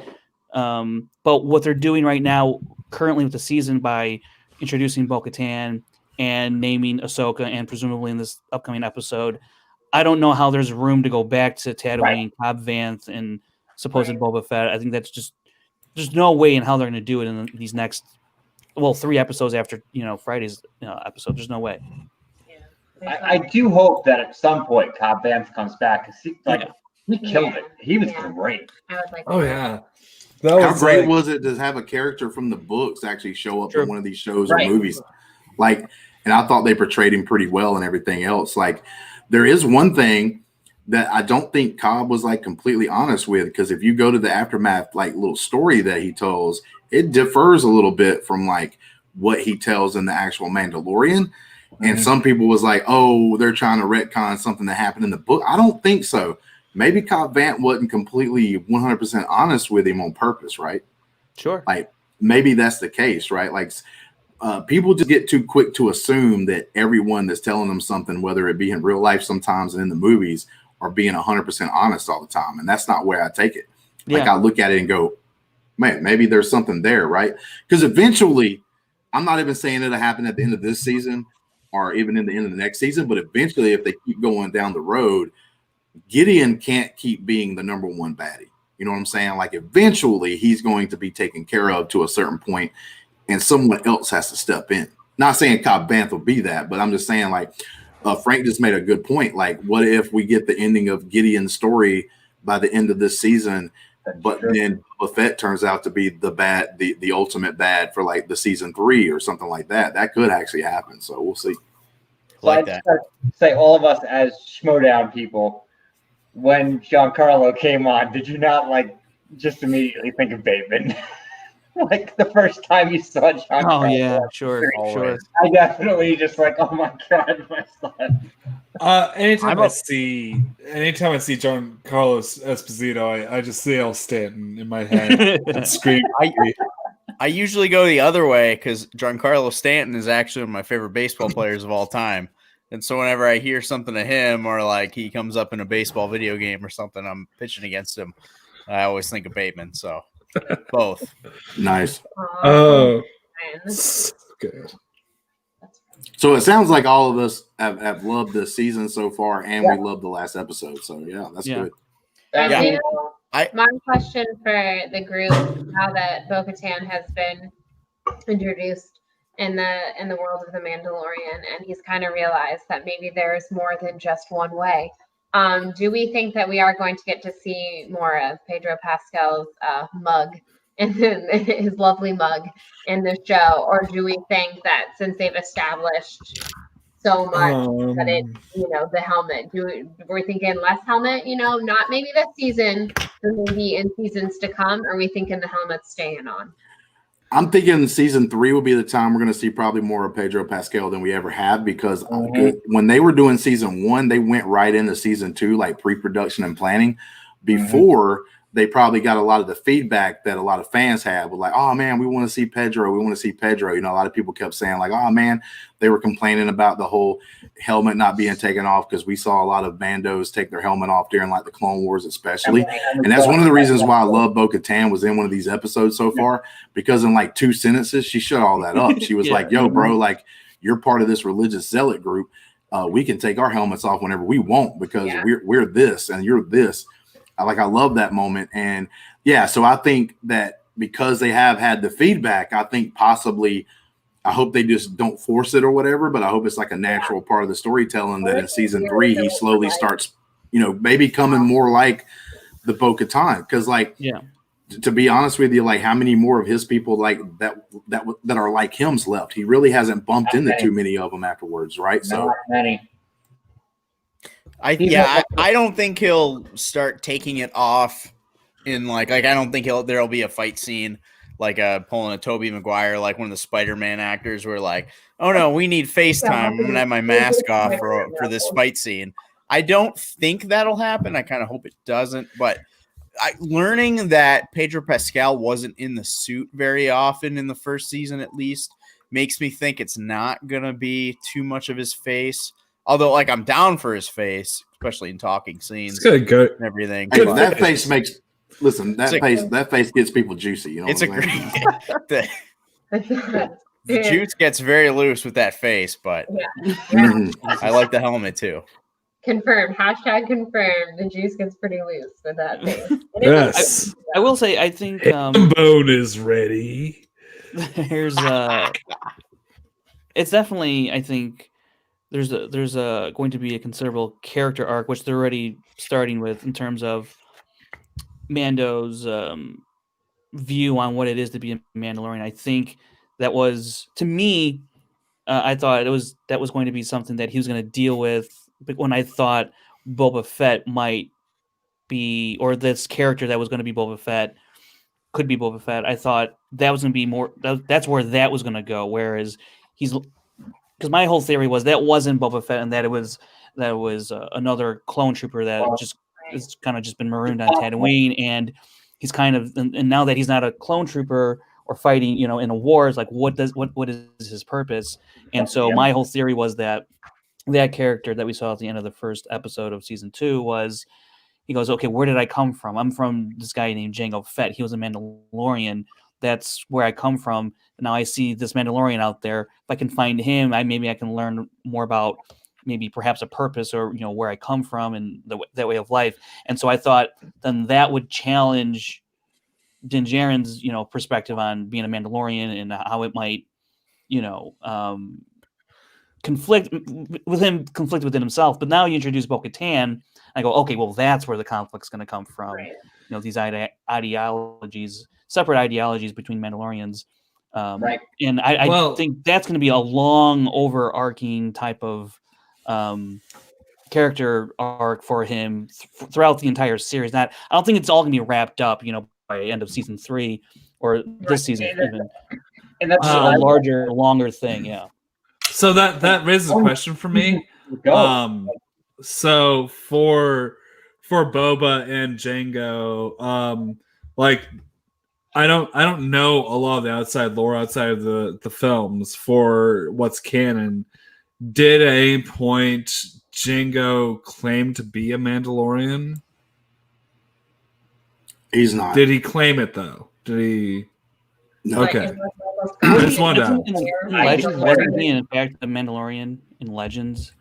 In Legends, yeah, Okay. the Legends and then the canon that we got now is different. The canon that we have now is like that he's not Mandalorian. In Legends, he possibly was Mandalorian. So according to George Lucas, essentially himself, and technically in the shows, in both Clone Wars and Rebels, essentially, they're not Mandalorians. But again, for instance, Din technically was not born on Mandalore. So there's been this ever growing debate of, if it's a Kree, then can't you kind of let even if you're not born on that particular planet, couldn't you then technically become a Mandalore? Especially since we do have a show about someone who wasn't born on Mandalore, but does consider himself a Mandalorian. So there's always been this debate: are Jango and Boba Mandalorian? Boba Fett definitely is not a Mandalorian, though. I mean, I think it's just one of those things to where this culture back thousands of years before even KOTOR happened, or around the time that KOTOR happened, and you had the Mandalorian War, that they were more of it looked as like a race of people. Whereas because of just erosion over the years of these battles and different things happening with the Empire taking over and stuff like that and trying to eradicate certain people that may be against them, they came to that point to where they almost have to, for them to survive and be a people, they almost have to adopt these kids, basically is what they're doing. They're grabbing these orphans and training them in the ways of Mandalore to keep the Mandalorian faith, however, whatever you want to call it, to keep going. But at the very beginning stages, they were looked more as a race of people. You can really kind of look at Mandalore and the Mandalorians as kind of say the Jewish people in real life on Earth, because they got spread across the earth. And something bad happened, then we gave them a home. But even those people, because they were so spread out, they didn't even all go there. They're all still spread out across the world. And that's kind of what the same thing the Mandalorians have, right? Their home got taken away from them. They got spread out, and that's where they're stuck in that situation. Attack of the Clones, the movie, everyone. Okay, but what if it's one of these situations we all have that friend that's 1/16 Cherokee Indian? Do they get the right to wear the headdress? No. No, it's maybe it's it's that kind of situation with Jango. It's so hard to keep up with this stuff. I love it, but it's a lot. I will say that for me, again, it was very confusing watching some of season 1 of The Mandalorian. Official, because I'm old. Sometimes I forget things, but just for the chat and everybody not to be confused, I'll go ahead and read this out. Jango Fett was a Mandalorian, like I said, in the lore of Star Wars Legends. Okay. But in creating Mandalore, the Clone Wars Season 2 DVD set, Dave Filoni actually explained that according to George Lucas, the man who created this thing his whole self, the Fetts were not Mandalorians. Right. Yeah. Because you got to remember, back in Legends, people made stories that they didn't have to really okay with George. Well, George would either like it or not like it. Well, but again, I'm looking at the Wikipedia right now, the new canon. It says, though allegedly from the planet Concord Dawn, Fett was not Mandalorian, but a common mercenary, according to the government of Mandalore. Okay. Yeah. I feel like someone like Bo-Katan would not consider him a Mandalorian, essentially. Well, and it's interesting how during this first season of Mandalorian, we like really learn like, okay, yeah, Mandalorian's all about the creed. They don't take their helmet off. They follow this religion like very perfectly. And then you realize like, oh yeah, there's different there's different factions, there's different parts of the religion, or maybe even different religions, or however it is. So it's I was gonna say, it was very confusing to me as a big Clone Wars and Rebels fans to watch season 1 of The Mandalorian and there be this is the way you have to keep your helmet on thing. Because again, I'm not an expert at Mandalorians and their culture. I know people that are definitely, like I said, I was never a big Boba Fett fan growing up. I did kind of start getting more into Mandalorians because of Clone Wars and because of Rebels. And in those, they were popping those helmets off left and right. So I was like, what? I'm like confused in this show. And then I realized, oh, it's, the Kree, whatever. And then of course it was awesome for me in season 2 and, to get Bo-Katan in there and have her say like, no, like we can, like, she's like, excuse me, little boy. I'm basically like, I'm from Mandalore. And I used to basically rule Mandalore. So like, you will not tell me whether I can or cannot, remove my helmet. Essentially, and basically learning that he's kind of part of like a cult. And I was like, oh, that explains it. Because like all season 1, I was like, okay, but is he just like, is there certain parts of it that like really believe that you can't, take off your helmet and whatever. My co-host for the Holocron, Bador, she actually like really looked into on the first season. She went back and really looked and dived into what the actual, like we call armorer. I call blacksmith because people armor and armorer kind of sounds too close. Right. So like the blacksmith from season 1, she really looked into her armor and stuff, and her helmet that she wore had horns. And if you really look at it, even though it was like a gold tint to it, obviously, it was like almost like a mixture of like a red gold, almost like a rose gold instead of just a plain gold color.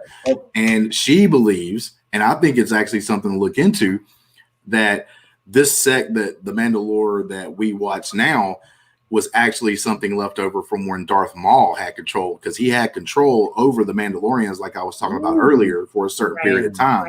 And because she has the horns and because her gold plating that she had was kind of like a reddish color, that maybe because whenever he took over, maybe he was trying to get them back to their super old ways, like super old, true Mandalorians, like back in the old days.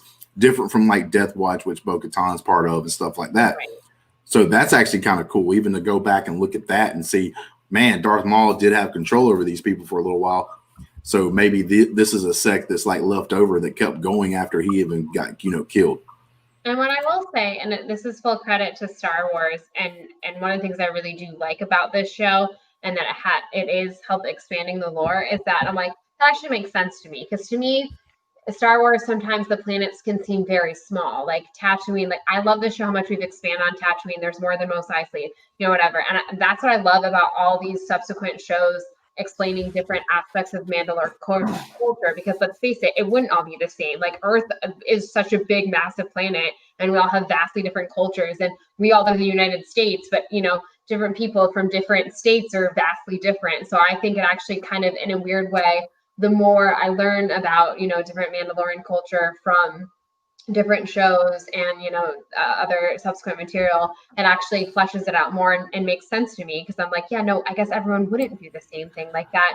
That's not how we act as humans on planet Earth. So why would I expect that? I do hope that they like bring in more distinguishing terms for Mandalorian culture, because the Mandalorians of Mandalore who are studying Mandalorian. It's like a buffalo sentence. Buffalo. Like it needs some distinguishing so we can dive deeper and really know what's going on. Yeah, I mean, you do get some of that when it comes to the Clone Wars, if you want to go back and watch the Clone Wars. But like one thing though is like what she was talking about. I'll tag team on that for a second. When you go back to the first episode with the Crate Dragon, when they go back and wait, here's another question. Maul was Mandalore. He wasn't born in the Mandalorian. No, he's not Mandalorian. He's not Mandalorian per se, but because he got control of the Darksaber, that's it. The Darksaber, technically, if you own it, you technically for a certain sect of the Mandalorians, Buffalo. you control the Mandalorians. Yeah, you have a are right. the master. Yeah. But like, it's just like the Buffalo sentence. Like, Yeah, that's but what happens. But if you go back to the first episode with the Quake Dragon, and one thing I found interesting is we've always looked at the Tusken Raiders. We always looked at the Sand People a certain way because all we have is seen them shooting people or trying to rob them or trying to kill them, whatever. Right. And that episode, we kind of learned they're sort of like North American Indians, like in our culture, right? Like they're these people that's been there for a while. They've kind of entrenched on that planet. And then you have these other people that keep expanding and like taking some of their natural resources like water or whatnot. And they're just really trying to defend themselves. But we look at them like savages because they are different, like, right? Like, because they're trying to defend themselves. They come in and like ransack the town, maybe kill a couple of the villagers there. We look at them in a bad way. Like if you're a villager, you look at them as a bad way. Oh, they're savages. But like when you see it a little bit from their side, it's like, nah, bro, like they've been here for a long time. You over here setting up all this technology, like taking their water, taking their resources. Like that's why they're doing what they're doing. They're not just doing it because they like to kill people. Yeah, exactly. It's kind of like the Family Guy Star Wars special when they referred to the Raiders as sand people, which was a term they used, and then they made the racial slur about it and made it what it was. It's like that's kind of how we racially disparage people of other cultures. Oops. Oopsies. Yeah, But it makes it real, but it makes it really identifiable as well. Yeah, I think I liked the Tusken Raiders, like getting to see them from a different point of view. That was nice. It expands upon it and expands upon our basic thinking of it. So yeah. So we're approaching the 2-hour mark right now. So let's go ahead and plug what we got next week. So we talked about it last week. Anybody who stuck with us through the whole show, if you did, congratulations, because I don't think very many people did. But next week we are going to have a couple of filmmakers on our show. They made a documentary called American Caricature. I'm going to put the link in the chat in just a moment to their website. You can see the trailer there. It's on Amazon Prime. I highly suggest all of you all watch it. So good. It's a great watch. It's an easy watch too. It's not. I think it's about an hour, less than an hour and a half. And we got both Tom and Joe who made the movie. They're going to be on with us next week. So definitely check out the movie ahead of time. I'm going to link it in all of our socials and everything so everybody can watch it. And so let's give Frank and Justin a chance to plug their stuff. So tell us where we can find you, what you're working on right now. You go ahead, Frank. All right. Yeah. You can find me on Schmodown Rundown, and every Saturday on the Schmodown Entertainment Network YouTube channel, as well as in podcast form. What else am I working on? He joins me a decent amount now for the Holocron. Yeah. I've been kind of pop on there, when they'll have me. And I've got a question for you, Frank. Sure. So obviously the corruption series happened on the Trivia Clips channel. Yeah. And it was fantastic. I haven't finished it yet, but I can't wait. I haven't finished it either. Is there anything? I think I put up 6 episodes, and then I was doing it week by week, and then I realized as I got further into the storyline that I was getting a little more complicated to put together in a way that made sense, because my approach to it was let me put the storyline together in a way that if you've never seen the Schmodown, that you could follow all the beats and all that and follow the story without having really too much of a problem. And I wasn't also able to edit it in the way that I was satisfied with, so taking a break, and I'm trying to like rework and really plan out the end of it. So I hope to have it going in the off season for Schmodown. Hopefully. Gotcha. Okay. I was going to ask if there was anything else like that in the works. Yeah. So there's, well, I will say the one that I've been thinking that I want to do next after that. And my idea kind of with these, I guess, storyline series, if you will, is to build off of one another, so that if you're watching just these series, that you can just follow these and enjoy the storylines for what they are. So right now in the corruption storyline, I have to introduce Mara as someone that Mike's going to have to take down at the end of the storyline, the season. I also was introducing Rachel Cushing into it, because she does play a pivotal part. She's one of Mike's, that rivalry. So have they played before, what's that? or have they played before, or prior to the corruption storyline? Yeah, they have. No, just like Mike and Rachel. Have they played before? Yes. Yeah, they played. Okay, I'll check that out. I feel like this is AJ sarcasm, but I was like, is this? Yeah. No. Sometimes you might not know. But so I think the series that's going to come out of this one is the Shirel storyline, because that one will be a little bit more. It's only one season with the Five Club and all that, but it will be the Shirel is one to come out of that, and then what's introduced out of that. I have a kind of like this rough idea of how it's going to go, because there will be a Patriots one, there will be a John Roca one that ties in like the Poor Horsemen and Founding Fathers and all of that. And then, so because what I want to do is like, okay, we've had this one scene or a sequence of scenes from corruption. You're going to recognize that, because this is going to, if you go from this part, then you can jump to the Shirel's part, and it'll kind of do like a flashback type of thing, and then flashing forward and into the current storyline that they're at. So that's kind of like my weird concoction of like a weird Tarantino. No, this is a really accessible vision of the Schmodown that I think is like so awesome for any of us who have tried to like introduce friends into current seasons, that kind of thing. Mm-hmm. I really love this. Because I try to inject like match moments, matches, points in the matches, so it's like you get a condensed version of the match, because you need to know what happens in the match in order to understand what's going on in some of the cutscenes, and vice versa. So it's about condensing those matches, making them suspenseful, even if you got to like really jazz it up a little bit, which can prove to be difficult, because the material that I'm working with, all that stuff is like baked in, so I'm trying to like bring down sound to add in my own music or music that I find, and then you're trying to cut together, and sometimes you're like, oh, if this cutscene just had a little bit more of this. So there's a lot of things that are great to work with, but also aggravating, and it's like I want to be satisfied with what I put out there, so it all makes sense and it looks good. But it's a little more tougher to do because everything is just what it is, and sometimes I think in these early days when Schmodown was doing storylines, everything wasn't fully fleshed out.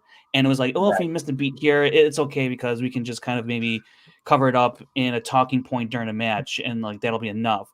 So it's like, then I have to find that talking point, bring it in, but also then do it in a way that's like, I'm not telegraphing everything. And so it's entertaining, and it's proven to be a little more difficult than I thought it would be as a long. So you're editing this in a way that, like, one of us are explaining Schmodown to a friend. Yeah. That's kind of the goal. Yeah. Beautiful and impossible. Yeah, great. Good luck. Yeah. Good luck, sir. Thank you. Yeah, but hopefully that comes back in the off season. And sinister. I'm sorry, what was that? I was just saying that was like such a sincere and sinister response there, AJ. Like, good luck, sir. I was like, I felt that. I felt like he was wishing me well, Frank, but also he was like, ha ha ha ha ha. We've all gotten exactly 4 friends into Schmodown for everybody in this live chat. Tops. And it's so awesome once we get them there, but the accessibility part of it, like, I think that the way that you're talking about this is like something that gets me so into it. But yeah, getting over that mountain is just the hardest thing. I think the way I agree. It was at first trying to get someone into it. I was like, he likes Star Wars. Let's run the Star Wars match. He likes this, whatever. And then literally it just took Ben Bateman and Andrew Guy being jackasses and showing up with a bottle of Andre. And he's like, I like these guys. So that's what everyone should do. Find the match where they show up with the Fuddruckers photo and the bottle of Andre. Oh, yeah. And suddenly you'll get someone hooked into it. So There you Absolutely. go. You're welcome, anyone trying to get people into the showdown. If you've tried, like, Action I've versus deep cuts. exhausted Happy all of cuts. my What was- options. what was their team name? I can't remember. I just remember the bottle of Andre It was because that that's what and- did it. Yeah, well, that was That and Aaron Will yeah. Yeah, I think so. Aaron somebody. That sounds. Yeah, deep That was deep cuts. Was that their deep name? cuts. Yep, that was deep Yeah, cuts. deep cuts, yeah. Right, yeah, we're gonna say it's a deep cut that we remember that their name was Deep Cut. That's the reason I'm here right now. So yeah. So thank you. That's the reason why I let Frank do his promotional stuff first, because I knew it was going to take forever. But you learned Golly, something, didn't man. you, Justin? You learned Come on, something. bro. So you're welcome. Yeah, no, you did. You did. Not really. I can see it in your eyes. That's the I joke. can't even see my eyes. All right, so Who do we have I see- down here? Peter von Bonagucci. oh yeah, that's yeah, because I saw y'all was talking about like these filmmakers, and that's one of the things that I do. I'm an aspiring filmmaker. You made know, the with Gucci the Gucci-verse. gasm. That's right. Like I invented movies like The Gooches Lose and The Goochasm. I am a writer, producer, and director for those two films, and Peter von Bonagucci. And so yeah, like if you want to invite me with these two directors you have next week, I can come on here and we can collab. Maybe me and them guys can collab and make a movie. We But can besides that- screen this. You want to come talk to the whole Besides that, I do. Most people will see me on Let's Get Ready, man, because we do a bunch of stuff about the Schmodown. On top of that, we got actually something kind of cool we're going to start this week on our regular show on Friday. After the matches, obviously, and stuff like that, we'll break them down and talk about random stuff about the Schmodown. We do the Holocron over there, and we're about to embark on a big adventure over there tomorrow. If you have any questions, weird Star Wars questions, as you found out during this episode, I am not afraid to answer those weird questions. You have them, you send them over to me or Bador on Twitter, and we're going to answer those tomorrow on the show before we start our big, huge journey of watching everything ever known to man on screen in Star Wars starting tomorrow night. We're actually going to be doing that. It's going to be 2 to 3 nights a week because we planned it out. And if we only did it once a week, it would take us to November of next year. So we are doing it more times because now it'll only take us till March of next year. As these three guys up here can attest, so like you're just starting this podcast, right? Like you said earlier before. We're on episode 4. You eventually you got to start getting help, and we got a little bit of help for our channel over there, but we don't like people having to do because they have to do like the real hard labor. I just get on here and run my mouth, which I'd be talking to a wall if I didn't have no other choice. So to me, it's not really like a job. But we have guys that help us out over there. And one of the things we do to like help them out is like try to figure out a way to maybe make a couple of dollars that we can throw their way. And one of those things is we got a store. I never thought I'd be owner of a store, but it's Let's Get Ready. We sell zip up. This is a zip up hoodie. Thrawn was our biggest fan because we got zip up hoodies. But we also have things for the ladies, leggings. I'm looking at you, girl. We got LGR Let's Get Ready leggings over there, and all that kind of good stuff. Leggings or women's hoodies. I mean, look, if you go on there and even if Either or. exactly, we got it all, baby. Look, I'm just telling you, we got stickers, and like if you can't afford nothing but the stickers, buy them because we're basically feeding a young man in Brazil. I mean, his name's Danny the Crow. You've seen him out there somewhere, and that's what we do with our stuff. Okay, Crow's the best.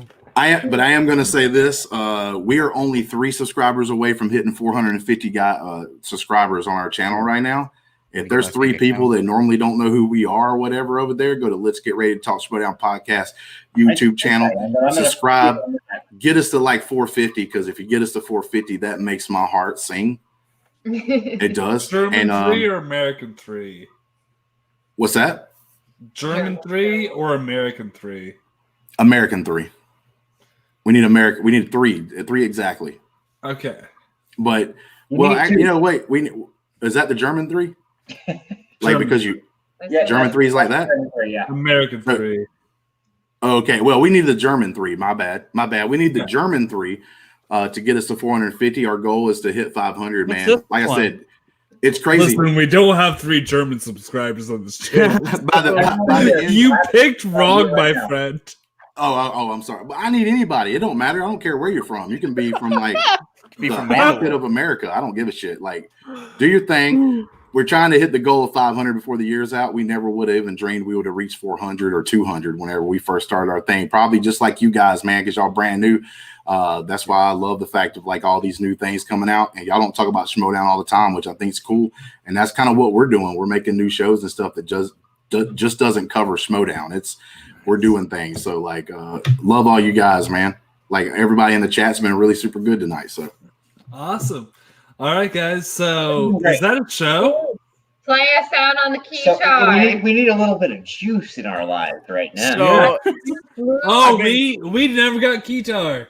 Yeah. I've been thinking about my next guitar cover being the Mandalorian theme. And we're talking about that a little bit tonight. And so I quickly learned it. So it's not going to be very good. But hopefully I can play it at least better than I can play. It's about to get real. How does it start again? We're already wrong.